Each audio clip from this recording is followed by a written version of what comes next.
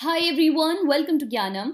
Today we are going to discuss Punjab Government Job Mock Test Second and I hope आपने application download की है और वहाँ पर फ्री मॉक टेस्ट जो है वो अटेम्प्ट किया है. अगर आप मॉक टेस्ट ऑलरेडी अटेम्प्ट कर चुके हो so you can watch this video solution. So let's get started with the first question of Punjab GK. First question is, in the Battle of Multan, British forces were led by. In the Battle of Multan, British forces जो हैं, they were led by General Wish. और आपको पता है कि मुल्तान की battle में मूल राज थे जो सिख फोर्सेस को लीड कर रहे थे और ब्रिटिश फोर्सेस जो थी इनको लीड कर रहे थे जनरल विश. फाइन.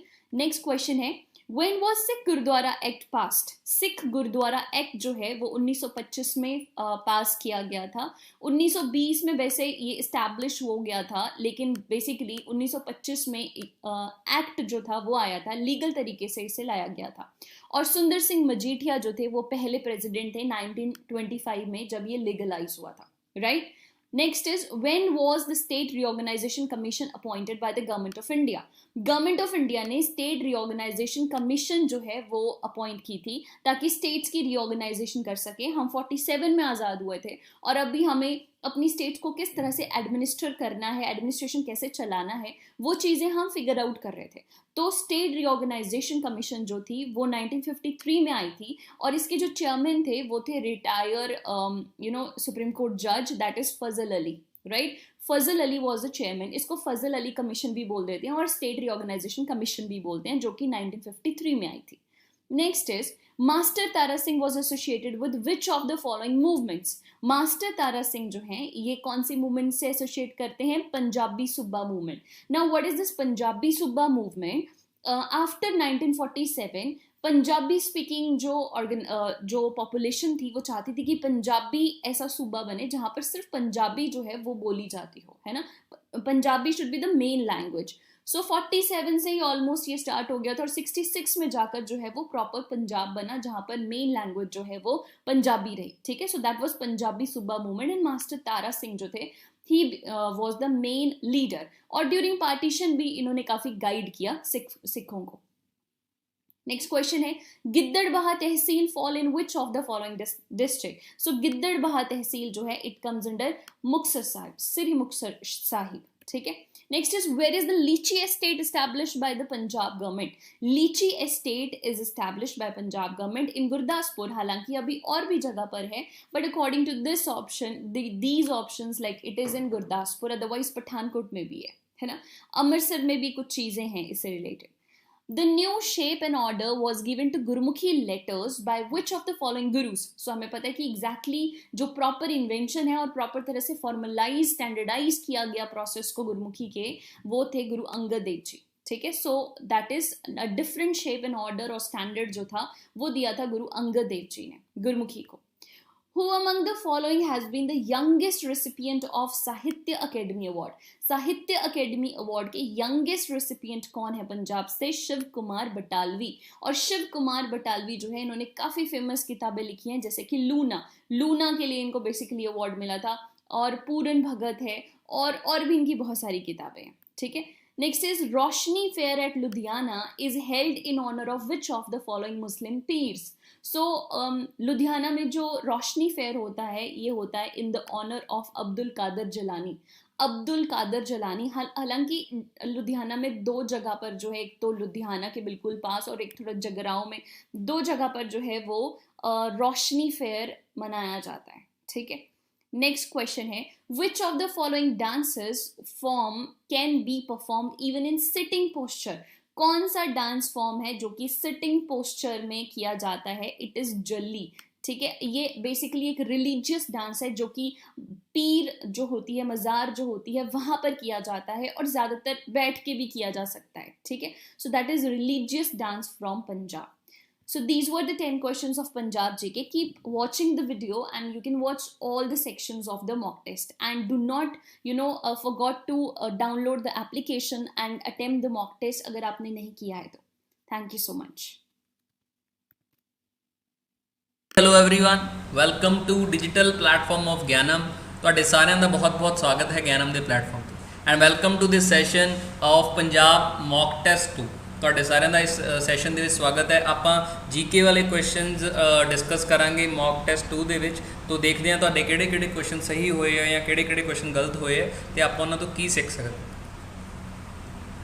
पहला क्वेश्चन है, according to some Jain traditions who was son in law and first disciple of Tirthankara Mahavira.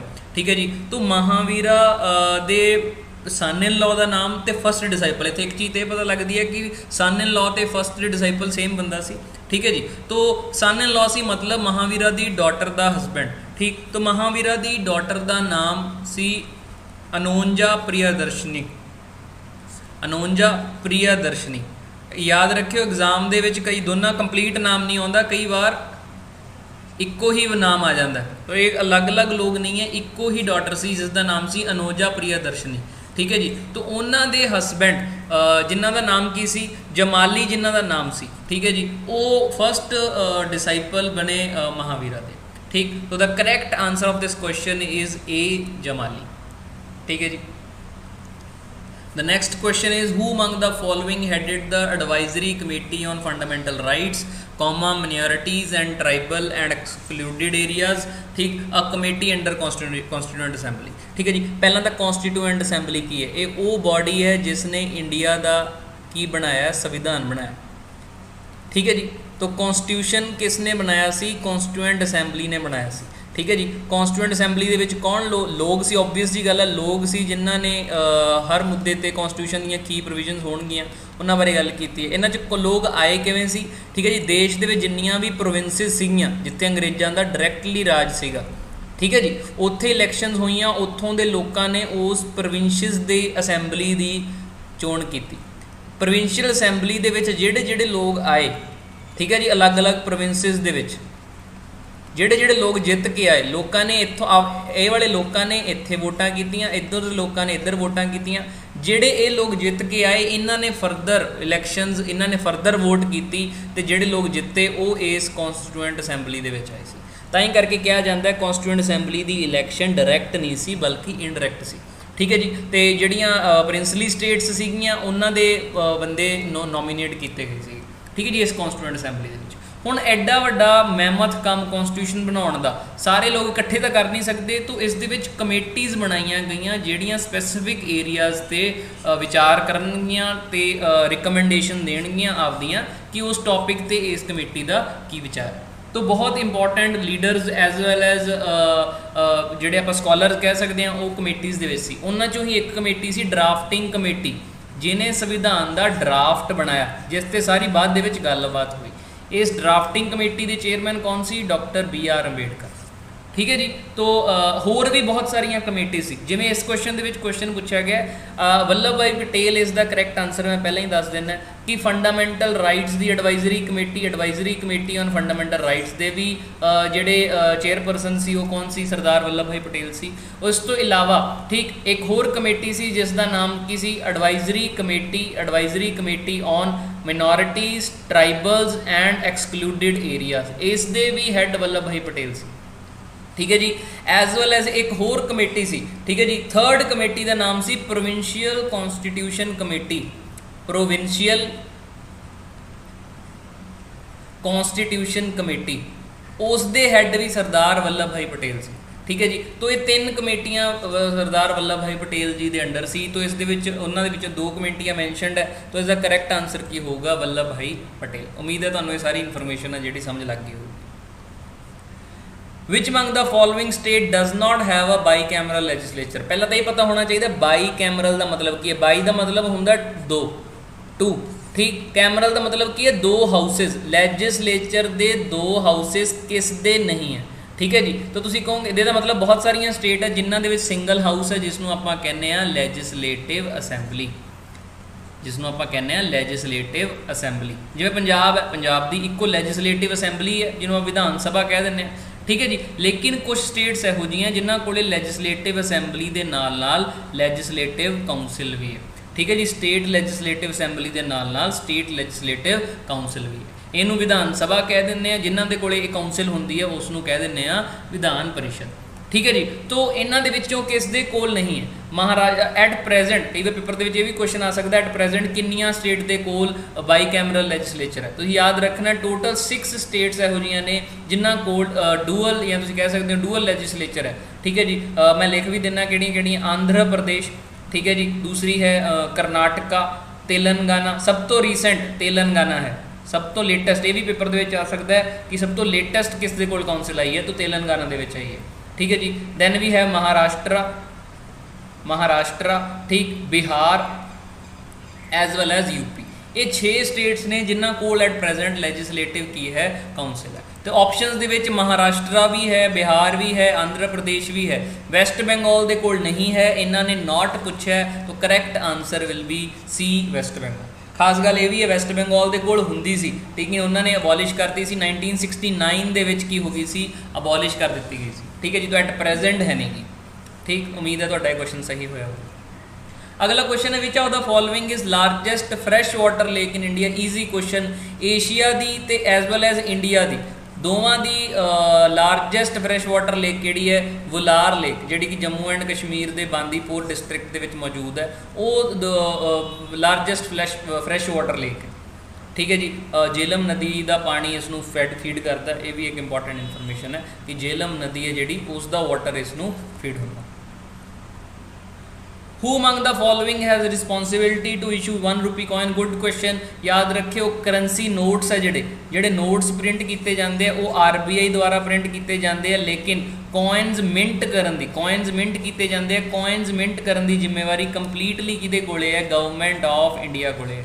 ठीक है जी। गवर्नमेंट ऑफ इंडिया के कोले है। ठीक है जी। ये इसका करैक्ट आंसर है। तो government of India under act भी है एक जोड़ा कई बार पूछा जा सकता है कि एक्ट के तहत कॉइनस मिंट किए जाते हैं, तो coinage act if I remember correctly 1906 वो एक्ट है जिस दे तहत ये कॉइनस है मिंट किए जाते हैं। तो करैक्ट आंसर किहड़ा होगा? Central government will be the correct answer, not RBI। State bank of India तो एक बैंक है, बैंक आपकी करेंसी थोड़ा मिंट करूँगा। ठीक, तो सेंट्रल कॉइन इंस्टीट्यूट नाम की कोई चीज़ नहीं है।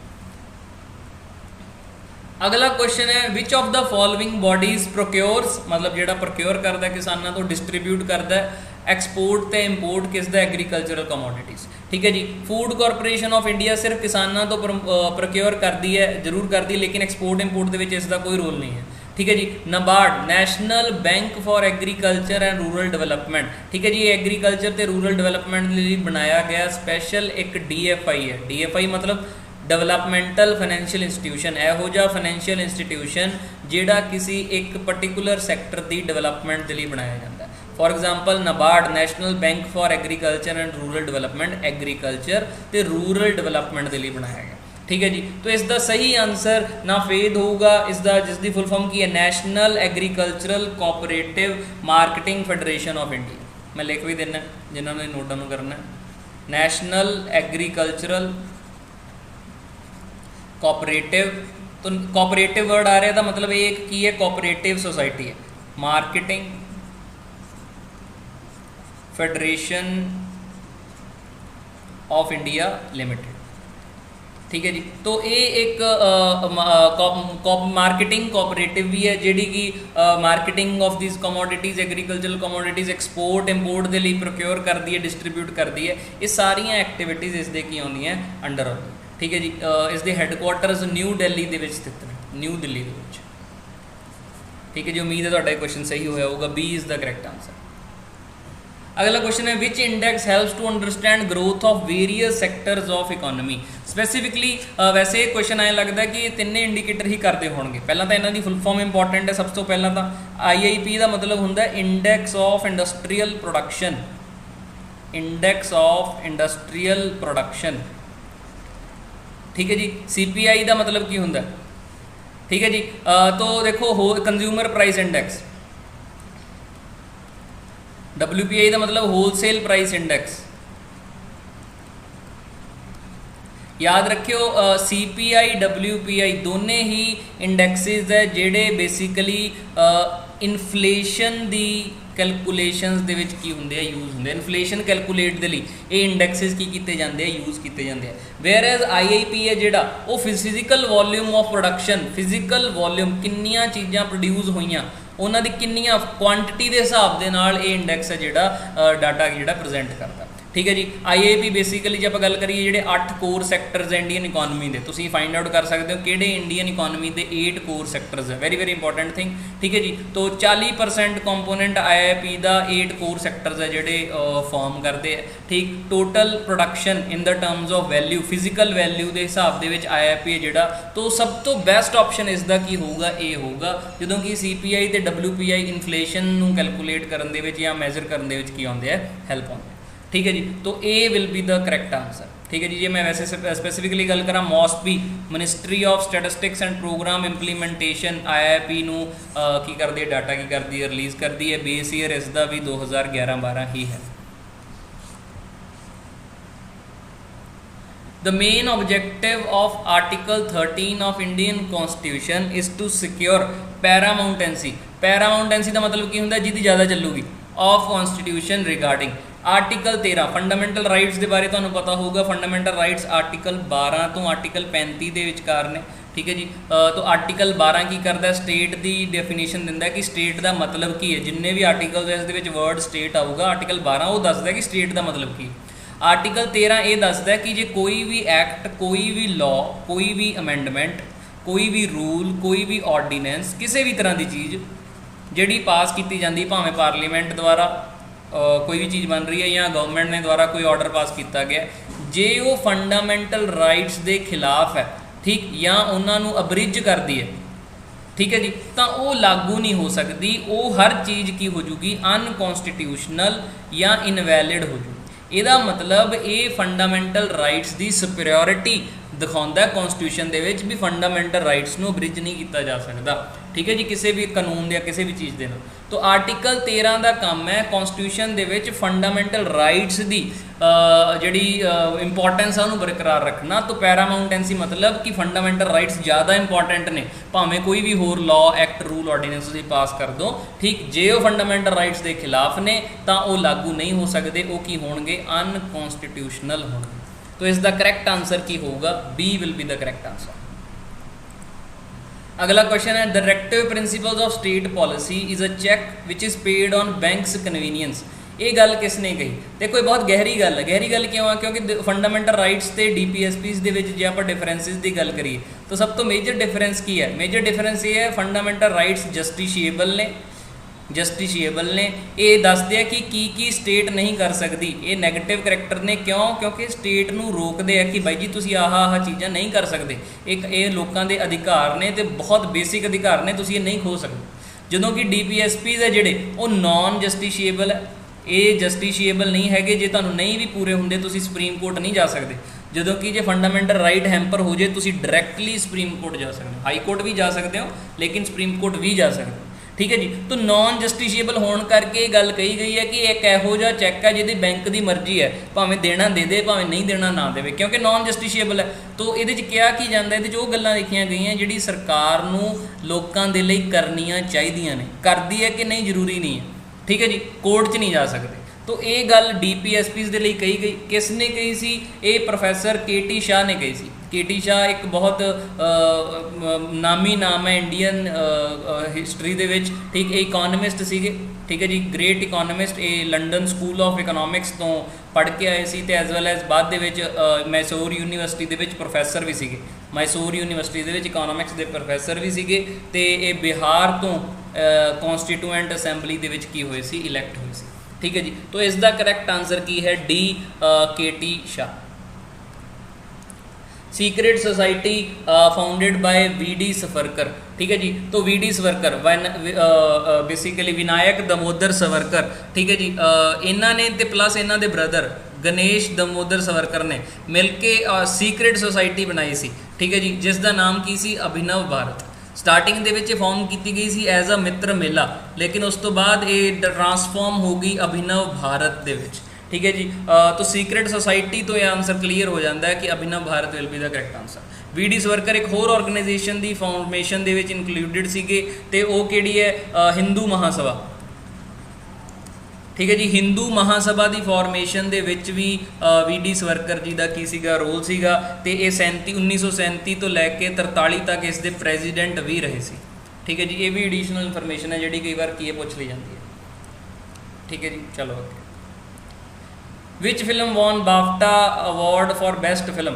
ठीक है जी, तो BAFTA British academy of film and television arts, British academy of film and television arts award है जोड़ा इंस्टीट्यूट किया गया सी 1947 तो ये शुरू होया हुआ। ठीक है जी, तो recently current affair based question है, अप्रैल के अनाउंसमेंट हुई है। ठीक, तो नोमैडलैंड को ये मिले अवार्ड मिले, तो current affair based question, memory based question जो आपको आना चाहिए। Who has been appointed as new chief election commissioner of India? ठीक है जी, तो रिसेंटली सुशील चंद्रा जी, ठीक है जी, ये IRS ऑफिसर ने, IRS ऑफिसर ने हुण की अपॉइंट कर दिते गए chief election commissioner of India. ठीक है जी, जो मैं सैपरेटरी इलेक्शन कमिशन की गल करा, आर्टिकल 324 तो 329 बेसिकली कनैक्टेड ने इलेक्शन कमिशन के बारे। देश के इलेक्शन कमिशन होगा जोड़ा इलेक्शंस करवाऊगा फ्री एंड फेयर, लोक सभा दियाँ, राज्य सभा दियाँ, प्रेजिडेंट दियाँ। ठीक, ये गल एक आर्टिकल 324 के लिखी गई है। तो जो क्वेश्चन के आ जाए कि किहड़ा आर्टिकल इलेक्शन कमिशन की फॉर्मेशन के लिए है, तो article 324 will be the correct answer. ठीक है जी, तो एक गल पार्ट 15 दे विच मौजूद है, पार्ट 15 दे विच मौजूद है। एक नॉर्मली जो कोई होर क्वेश्चन आ जाता है कि ये किन्ने मैंबर होंगे। एट प्रेजेंट ये मल्टी मैंबर बॉडी है, 3 मैंबर है चीफ इलेक्शन कमिश्नर दे विच। एक है चीफ इलेक्शन कमिश्नर जोड़े कि सुशील चंद्रा जी लगाए गए। ठीक है जी, 2 इलेक्शन कमिश्नर होंगे ये। ठीक है जी, तो पहला सिंगल मैंबर सी 1989 ਦੇ ਵਿੱਚ ਅਮੈਂਡਮੈਂਟ है जी 1989 ਦੇ ਵਿੱਚ इलेक्शन कमिश्नर अमैंडमैंट है जी पास कर दी गई, जिहदे नाल मल्टी मैंबर या 3 मैंबर कमिशन हो। इन्हां ਦੀਆਂ पावर्स सारियां सेम है, बस ਇੱਕੋ ही चीज़ डिफरेंट है। जो मीटिंग होगी चेयर कौन करूँगा? चीफ इलेक्शन कमिश्नर है उसनों चेयर करूँगा। ठीक है जी, तो एक कई बार ये क्वेश्चन पूछा जा सकता है कि कदों ये मल्टी मैंबर कमिशन बन गया सी चीफ इलेक्शन कमिशन का जोड़ा ऑफिस है। ठीक, तो 1989 की अमेंडमेंट तो बाद ये मल्टी मैंबर हो गया सी। ठीक है जी, 24th चीफ इलेक्शन कमिश्नर जोड़े सुशील चंद्रा जी बन गए। उम्मीद है तुहाडा क्वेश्चन सही होया। A mobile application called Little Guru has been launched to enable the user to learn which language? ठीक है जी, तो लिटल गुरु ऐप है जी बनाई गई है ICCR। ठीक है जी, Indian council for cultural relations, Indian council for cultural relations ने। ठीक है जी, प्लस एक ऑब्वियसली ऐप बनानी है तो कोई टैक्नोलॉजिकल कंपनी चाहिए है। स्पोर्ट्स विज कंपनी का नाम है, जिन्होंने मिल के ये एक ऐप बनाई है जिसका नाम की लिटल गुरु। बेसिकली ये संस्कृत प्रमोट करूगी या संस्कृत सिखाऊगी। ठीक है जी, इस खास गल की है क्विज कंपीटीशन। ठीक है जी, गेम्स की हैल्प के नाल यूजर इस की सीख सकते हैं, संस्कृत सीख सकते हैं। तो D will be the correct answer. पता होना चाहिए ICCR प्लस स्पोर्ट्स विज ने मिल के ये जी ऐप है की है डेवलप की है। Government has launched dash mission to spread awareness about nutrition. तो आहार क्रांति रिसेंटली रिलीज़ किया गया न्यूट्रीशन के बारे अवेयरनेस प्रोवाइड करने की। खास इसका फोकस की है इंडियन ट्रडिशनल डाइट, ਜਿਹੜੀਆਂ इंडियन डाइट्स है उन्होंने प्रमोट करने के लिए एक ही गल जो मिशन है चलाया गया। बैलेंसड डाइट के बारे दसन के लिए बच्चों को। ठीक है जी, लोकल फ्रूट्स एंड वैजीटेबल्स के की बेनीफिट्स है ये दसन के लिए। इस आहार क्रांति का मोटो भी है, मोटो है उत्तम आहार उत्तम विचार। उत्तम आहार उत्तम विचार इसका की है मोटो। ठीक है जी, तो ये स्कूल करिकुलम के ही ये सारिया चीज़ां इंट्रोड्यूस की जाएगियां तो बच्चों को इस बारे पढ़ाया जाऊगा। तो इस मिशन का नाम है आहार क्रांति। ठीक है जी, एक खास गल होर भी मैंने याद आ रही है, UN ने 2021 इंटरनेशनल ईयर ऑफ या year of fruits and vegetables declare किया। ये भी एग्जाम के पूछा जा सकता क्योंकि न्यूट्रीशन के नाल रिलेटेड है। तो UN ने 2021 international year of fruits and vegetables declare करता। What was India's rank among 120 countries covered under Inclusive Internet Index? Inclusive Internet Index EIU Economist Intelligence Unit। ठीक है जी, एज वेल एज फेसबुक ने मिलके जोड़ा index है release किया। इस India की 49th रैंक आई है अलॉन्ग विद थाईलैंड के नाल ये रैंक आपां की शेयर की है बेस्ड ऑन कितना अफोर्डेबल है इंटरनेट, कितना कॉस्टली है कि नॉर्मल रेट्स से है। ठीक है जी, कितना अफोर्डेबल है, कितना असैसीबल है। ठीक है जी, कितना रैलेवेंट, इन्होंने सारे चीज़ों के बेस्ट फर्दर ये इन्फॉर्मेशन अपने एग्जाम पॉइंट ऑफ व्यू तो इंपॉर्टेंट नहीं है कि किहड़े पैरामीटर्स के आधार पर कैलकुलेट किया गया। नॉर्मली आपको रैंक पूछी जाऊगी तो B 49th along with Thailand is the correct answer. ठीक है जी। तो this is all from my side. I hope ਤੁਹਾਡੇ ਬਹੁਤ ਸਾਰੇ क्वेश्चन सही हुए होंगे। तो this is all for today. I will be back with more questions in next week. Thank you everyone. Student कैसे हैं आप लोग? उम्मीद करते हैं बहुत अच्छे होंगे। तो ज्ञानम के इस डिजिटल प्लेटफॉर्म में हम आपका स्वागत करते हैं। आज मैं आपके लिए कंप्यूटर का पंजाब पटवारी का मॉक 2 का वीडियो सोल्यूशन जो है लेके आया हूं। चलिए तो स्टार्ट करते हैं। लीजिए सबसे पहले फर्स्ट क्वेश्चन आपकी कंप्यूटर स्क्रीन के ऊपर। हाँ जी, तो यहाँ पे बात करेंगे use the dash feature to send a reply to recipients and originator of an email. अब यहाँ पे बोला गया है कि आपको एक ऐसी ऑप्शन का यूज़ यहाँ पे करना है, एक ऐसे फीचर का यूज़ यहाँ पे आपको करना है जहाँ पे सेंड करना है आपको और रिप्लाई करना है टू रेसिपेंट जिसने रिसीव किया और ओरिजिनेटर जहाँ से आपके पास आया of an email. It can include the original email, और इसके साथ ओरिजिनल ईमेल भी आप लोगों को यहाँ पे सेंड जो है वो करना है। तो आपके पास ऑप्शन है सबसे पहला रिप्लाई ऑल, रिप्लाई या फिर सीसी या फिर बीसीसी। तो देखो सीसी तो आपके पास कार्बन कॉपी होता है, ये पेपर में पूछा भी जाता है। CC stand for carbon copy, जो कि आंसर नहीं बनेगा। बीसीसी ब्लाइंड कार्बन कॉपी, ये भी आंसर नहीं बनेगा। इन दोनों में से आंसर होगा रिप्लाई, तो होता है किसी एक पर्सन को, पर यहाँ पे बोला गया कि रेसिपेंट और ओरिजिनेटर दोनों को ही करना है। तो आपके पास रिप्लाई ऑल का ऑप्शन जो है रहेगा, जिसमें कि ओरिजिनल ईमेल भी आपके पास अटैच रहेगा। तो होपफुली बात आपको क्लियर है। पर हाँ, ये फुल फॉर्म याद रखे जाएंगे। CC carbon copy, BCC stand for blind carbon copy, आपको याद रखना है। नेक्स्ट बात करते हैं, which file format can be added to a PowerPoint show. कौन सी आप यहाँ पे फॉर्मेट जो है पावर पॉइंट में ऐड कर सकते हैं? तो .gif, .jpg या .wav या फिर ऑल ऑफ द अबव। तो मैं यहाँ पे बताना चाहूँगा आप इनमें से सारी फाइलें यूज़ कर सकते हैं पावर पॉइंट में, कोई भी समस्या यहाँ पे नहीं आएगी। ठीक है, तो आंसर बनेगा D फॉर दिल्ली। चलिए थर्ड क्वेश्चन देखते हैं, विच of the following is not. अब ये नहीं पूछा इनमें से कौन सा, ये पूछा कौन सा नहीं है example of system software. System का मतलब क्या होता है? सिस्टम सॉफ्टवेयर क्या होते हैं बच्चों? ऐसे सारे के सारे सॉफ्टवेयर जिन्हें आपके सिस्टम से डिलीट कर दिया जाए तो अनदर सॉफ्टवेयर की वर्किंग इफेक्ट होती है। ठीक है, तो लैंग्वेज ट्रांसलेटर तो बिल्कुल सिस्टम सॉफ्टवेयर ही है, तो ये तो आंसर नहीं बनेगा। अगला है यूटिलिटी सॉफ्टवेयर, बिल्कुल ये भी क्या है आपके पास सिस्टम सॉफ्टवेयर है, तो इसके डिलीट करने से भी काम नहीं, बाकियों की वर्किंग इफेक्ट होती है। कम्युनिकेशन सॉफ्टवेयर, बिल्कुल इसे डिलीट करने से बाकी सॉफ्टवेयर की वर्किंग इफेक्ट होती है। पर हाँ, वर्ड प्रोसेस मतलब MS ऑफिस को अगर आप डिलीट कर दोगे तो सिर्फ और सिर्फ इसकी प्रॉपर्टी हार्म होगी, किसी और के ऊपर फर्क नहीं पड़ेगा। तो आंसर जाएगा D फॉर दिल्ली। ठीक है, क्वेश्चन नंबर 4। अब ये क्यों इंपॉर्टेंट है? इसलिए इंपॉर्टेंट है, मैं आपको बताना चाहूँगा। ARPANET एक ऐसी एजेंसी जिसने इंटरनेट बनाया। तो आज की डेट में आप लोग इंटरनेट यूज़ कर रहे हैं, तो आपको ये पता होना चाहिए कि इंटरनेट किसने बनाया था, दैट इज़ ARPANET एजेंसी ने। तो इसका इसलिए फुल फॉर्म इंपॉर्टेंट बन जाता है, advance research project agency network. ठीक है, advance research project agency network. तो ए ऑप्शन जो है इसका बिल्कुल सही यहाँ पे आंसर बनेगा। होपफुली बात आपको क्लियर है। ये US गवर्नमेंट ने बनाया था, सबसे पहले US गवर्नमेंट ने बनाया था सिर्फ अपने मिलिट्री पर्पस के लिए, मिलिट्री के लिए आपने उन्होंने बनाया था। बाद में उन्होंने इसे पब्लिक कर दिया। ठीक है, जैसे ही पब्लिक किया तो सभी का फायदा हो गया। ठीक है, चलिए नेक्स्ट क्वेश्चन देखते हैं, which is not an objective of network security. इनमें से कौन सा नेटवर्क सिक्योरिटी का ऑब्जेक्टिव नहीं है? क्वेश्चन ये है कि कौन सा ऑब्जेक्टिव नहीं है। अब आइडेंटिफिकेशन तो भैया वो करते ही हैं, तो ये तो ऑब्जेक्टिव है, तो आंसर नहीं होगा। ऑथेंटिकेशन भी वो चेक करते हैं, तो ये भी आंसर नहीं होगा।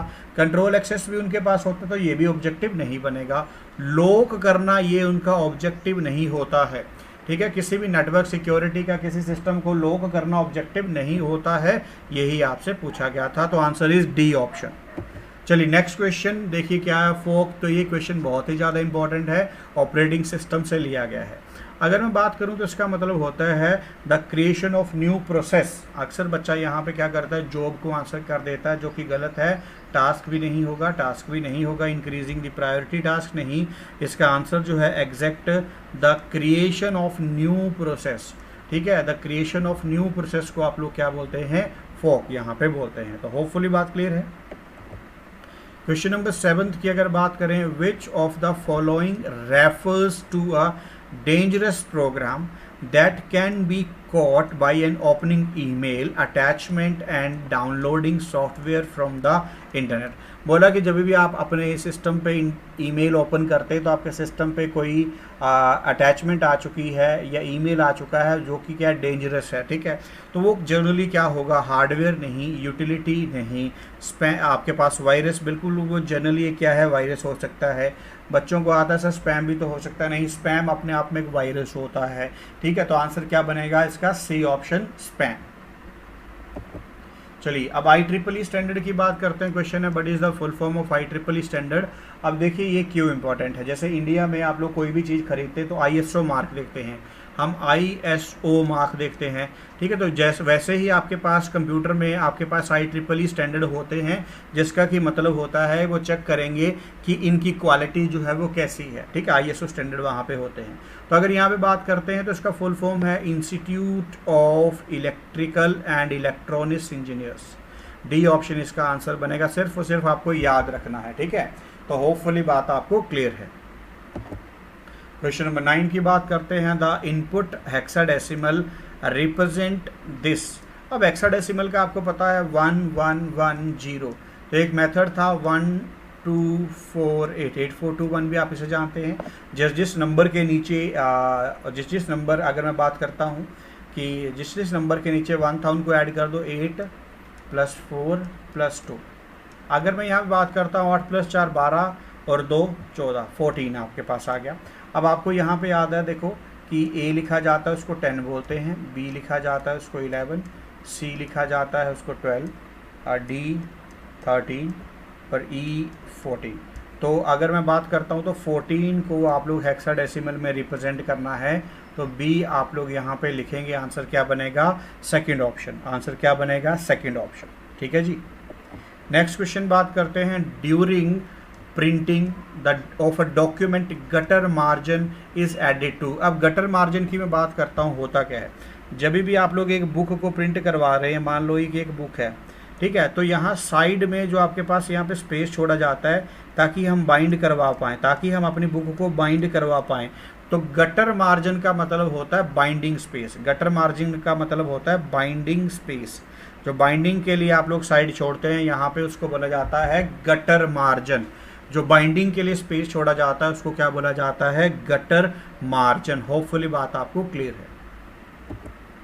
अब क्वेश्चन नंबर 11 की मैं बात करता हूँ, spreadsheet are created in which of the following software. Spreadsheet की बात करें जिसको कि MS एक्सेल के नाम से आप लोग जानते हैं, MS वर्ड में तो होगा नहीं, पावर पॉइंट में होगा नहीं, ठीक है, लिब्रा ऑफिस इम्प्रेस में भी नहीं होता, ये एक्चुअल में आपके पास लिब्रा ऑफिस कैल्क।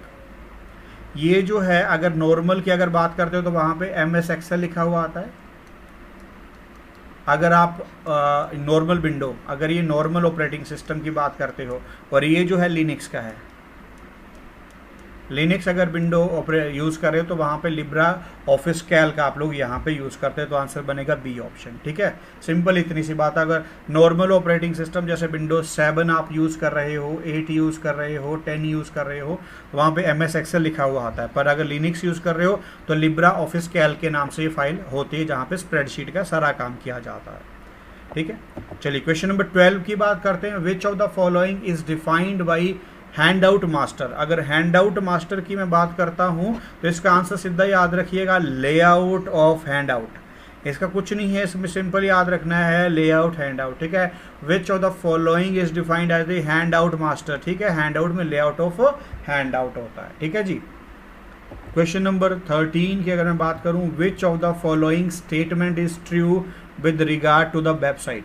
अब देखिए, a blog is a website that consist of post in reverse chronological order. बिल्कुल जी, ये बात सही है कि आपके पास ब्लॉग आप लोग अपना भी लिख सकते हैं, इंटरनेट पे पब्लिश कर सकते हैं, तो ये क्रोनोलॉजिकल ऑर्डर रिवर्स भी है और वैसे भी है। आगे बात करते हैं, क्या wiki is a website, Wikipedia है, विकी का मतलब Wikipedia is a website that is design to allow people to collaborate easily. वहाँ पे सारे के सारे लोग जो हैं ईजिली एक दूसरे के साथ कोलैबोरेट कर पाएँ। तो दोनों की दोनों क्या है आपके पास, ये ट्रू हैं, तो आंसर क्या बनेगा, P ओनली, Q ओनली, या फिर C option P and Q, ठीक है, तो आंसर क्या बनेगा? P and Q. नेक्स्ट है अ टपोलॉजी दैट इन्वॉल्व टोकन। ऐसी कौन सी टपोलॉजी है जहाँ पे टोकन होते हैं? तो वो टपोलॉजी होती है रिंग टपोलॉजी। वो टपोलॉजी होती है रिंग टपोलॉजी होती है। कुछ इस टाइप का स्ट्रक्चर आपके पास बना हुआ होता है जहाँ पे ये सारे के सारे क्या है, कंप्यूटर जो है एक दूसरे के साथ कनेक्टेड हैं और बीच में टोकन आपके पास लगा हुआ होता है। ठीक है, तो होपफुली बात आपको क्लियर है। नेक्स्ट क्वेश्चन, क्वेश्चन नंबर 15 की बात करते हैं। The dash program compress a large file into a smaller file. कि आपके पास एक मान लो 15 MB की फाइल थी, उसे आपने जो है 10 KB या फिर 15 KB में कन्वर्ट कर दिया, तो वो कौन सा आपके पास है कंप्रेसर है? वो है विनजिप कंप्रेसर। विनजिप क्या? एक कंप्रेसर है जो कि बड़ी फाइल को छोटी में कन्वर्ट कर देता है। तो आंसर बनेगा ए ऑप्शन। आंसर क्या बनेगा? A option. तो होपफुली यहाँ तक भी आपको अच्छे से क्लियर होगा। ठीक है, तो जुड़ने के लिए आपका बहुत बहुत धन्यवाद। Thank you guys.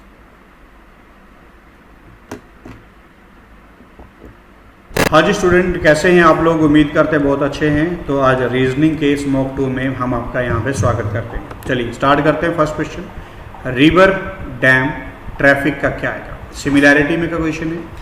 तो जो रिवर है डैम, अगर मैं बात करता हूँ रिवर के फ्लो को कंट्रोल करता है डैम, तो सिमिलरली ट्रैफिक के फ्लो को कंट्रोल करते हैं सिग्नल लाइट। ठीक है, ट्रैफिक को जो कंट्रोल करते हैं वो क्या है? Signal light. तो आंसर क्या बनेगा आपके पास? C option. आंसर क्या बनेगा? C option. होपफुली बात क्लियर है। नेक्स्ट बात करते हैं ऑर्थोनोगिस्ट। ठीक है, ऑर्निथोलॉजिस्ट, वर्ड आर्कियोलॉजिस्ट। ऑर्थिनोलॉजिस्ट जो होते हैं वो डिफरेंट वैरायटी के वर्ड की स्टडी को बोला जाता है। ठीक है, तो आर्कियोलॉजिस्ट जो होता है वो किसकी स्टडी करते हैं? आर्टिफैक्ट्स की, आर्टिफैक्ट्स की। होपफुली बात क्लियर है। नेक्स्ट बात करते हैं find the odd one. Odd word pair निकालना है। हाउस है, अपार्टमेंट है, बिल्डिंग है, सोसाइटी। हाउस में भी लोग रहते हैं, अपार्टमेंट में भी, बिल्डिंग में भी, बट सोसाइटी इन सभी को मिला के बनता है। तो society is an odd man out. Society is an odd word. Hopefully बात क्लियर है। Next find the odd word. ठीक है, अब यहाँ पे अगर मैं बात करता हूँ तो crime, blame, short, long, poor, rich, light, heavy. अब यहाँ पे एक चीज़ आप लोग समझिए कि देखो ये इसका एंटोनिमस है, ये भी एंटोनिमस है, ये भी एंटोनिमस है, बट ये किसी का एंटोनिमस नहीं है। तो आंसर क्या बनेगा? ए ऑप्शन यहाँ पे बन जाए। नेक्स्ट क्वेश्चन की मैं बात करता हूँ, आपके पास मैथमेटिकली करेक्ट आपको यहाँ पे चेक करना है। तो देखिए आपके पास इक्वेशन है 16 - 4 bracket starting close multiply 6 divided by 2 + 8 is equal to 30। अब जब भी ऐसा कोई क्वेश्चन आता है तो यहाँ से आप इंटरचेंज तो करना ही है, पर मैं बोलूँगा कि पहले इक्वेशन, पहले साइन को यहाँ पे यूज़ करो। तो जहाँ पे माइनस था वहाँ डिवाइड लगा दो, जहाँ डिवाइड था वहाँ माइनस लगा दो। तो 16 4 × 6 - 2 + 8 इज इक्वल टू 30। अब यहाँ पे लगेगा बोर्ड मास। ठीक है, बोर्ड मास की अगर मैं बात करता हूँ तो यहाँ पे डिवाइड करोगे कितना आएगा? 4 4 चौके 16। ठीक है, 4 चौके 16 और इंटू 6 -2 + 8 इज इक्वल टू 30। अब यहाँ पे देखोगे 4 × 6 -2 + 8 इज इक्वल टू 30। तो यहाँ पे कितना आ गया? 22 + 8 is equal to 30। So 30 is equal to 30। ठीक है, अब मैंने यहाँ पे ट्राई किया था कि सेकंड ऑप्शन पहले पुट किया जाए, वो मेरा काम कर गया, तो आंसर आ गया सेकंड ऑप्शन। डन है। चलिए नेक्स्ट देखते हैं। आपके पास in the following question in a given word 4 other word 1 of which can not be formed. इनमें से एक नहीं बनता है। तो फिक्शन है, कैप्शन है, नोशन है एंड फैशन है। अगर मैं यहाँ पे बात करता हूँ तो फिक्शन एफ बी है, एफ है, आई है, सी है, ए है, टी आई ओ एन, सारे ए भी है, बस ए की यहाँ ज़रूरत नहीं थी पर है।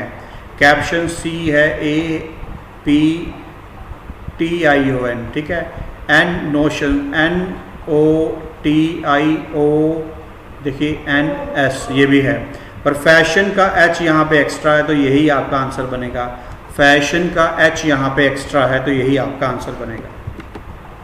नेक्स्ट क्वेश्चन, मीनिंगफुल ऑर्डर आपको यहाँ पे निकालना है। देखिए मीनिंगफुल बोला गया है, तो सबसे पहले हम बात करें, अगर किसी का एक्सीडेंट हो जाए तो उसका नंबर 1 दे देते हैं, तो मतलब ए आ गया। आगे बात करते हैं, उसके बाद उसे डॉक्टर के पास लेके जाया जाता है, मतलब सी। फिर डॉक्टर के बाद उसका जो है पुलिस केस होता है, मतलब 3। फिर उसके बाद उसको लॉयर के पास लेके जाया जाता है, मतलब 4। ठीक है, ये ई है और यहाँ पे डी आ गया। और लास्ट में जजमेंट की ज़रूरत आपको यहाँ पे पड़ती है, मतलब जज के पास। तो ए सी ई डी बी आपका आंसर जो है सेकंड ऑप्शन यहाँ पे बन जाएगा। होपफुली बात क्लियर है। नेक्स्ट क्वेश्चन, पॉइंटिंग टू माला काला सेड। अब माला की तरफ पॉइंट करके काला बोलता है। सबसे पहले तो स्पीकर मिल गया काला। शी कौन है? अब माला। ठीक है, means Mala is my brothers only sisters daughter. काला बोलता है ये जो है मेरी सिस्टर का जो ओनली ब्रदर है उसकी डॉटर है। ओनली ब्रदर कौन हुआ आपके पास? खुद काला। ये आपके पास गिवन था। अब पूछा था how is mala related to kala. अब माला जो है वो काला की क्या लगती है? डॉटर। तो माला जो है वो क्या लगती है? उसकी डॉटर। हमें कैसे पता चला? माला शी था, तो शी से हमें जेंडर जो है वो कंफर्म यहाँ पे हो गया। ठीक है, होपफुली बात क्लियर है। Next question, daily in the morning the shadow of Gol Gumbaz fall in the Bara Kaman and evening the shadow of Bara Kaman fall on the Gol Gumbaz. So in which direction Gol Gumbaz to Bara Kaman. देखिए मॉर्निंग की बात करी है तो सन ईस्ट में होता है, तो क्या बोला है कि गोल गुंबज का। ठीक है, गोल गुंबज का जो शेडो है वो किसके ऊपर गिरता है? बाराकमन के ऊपर।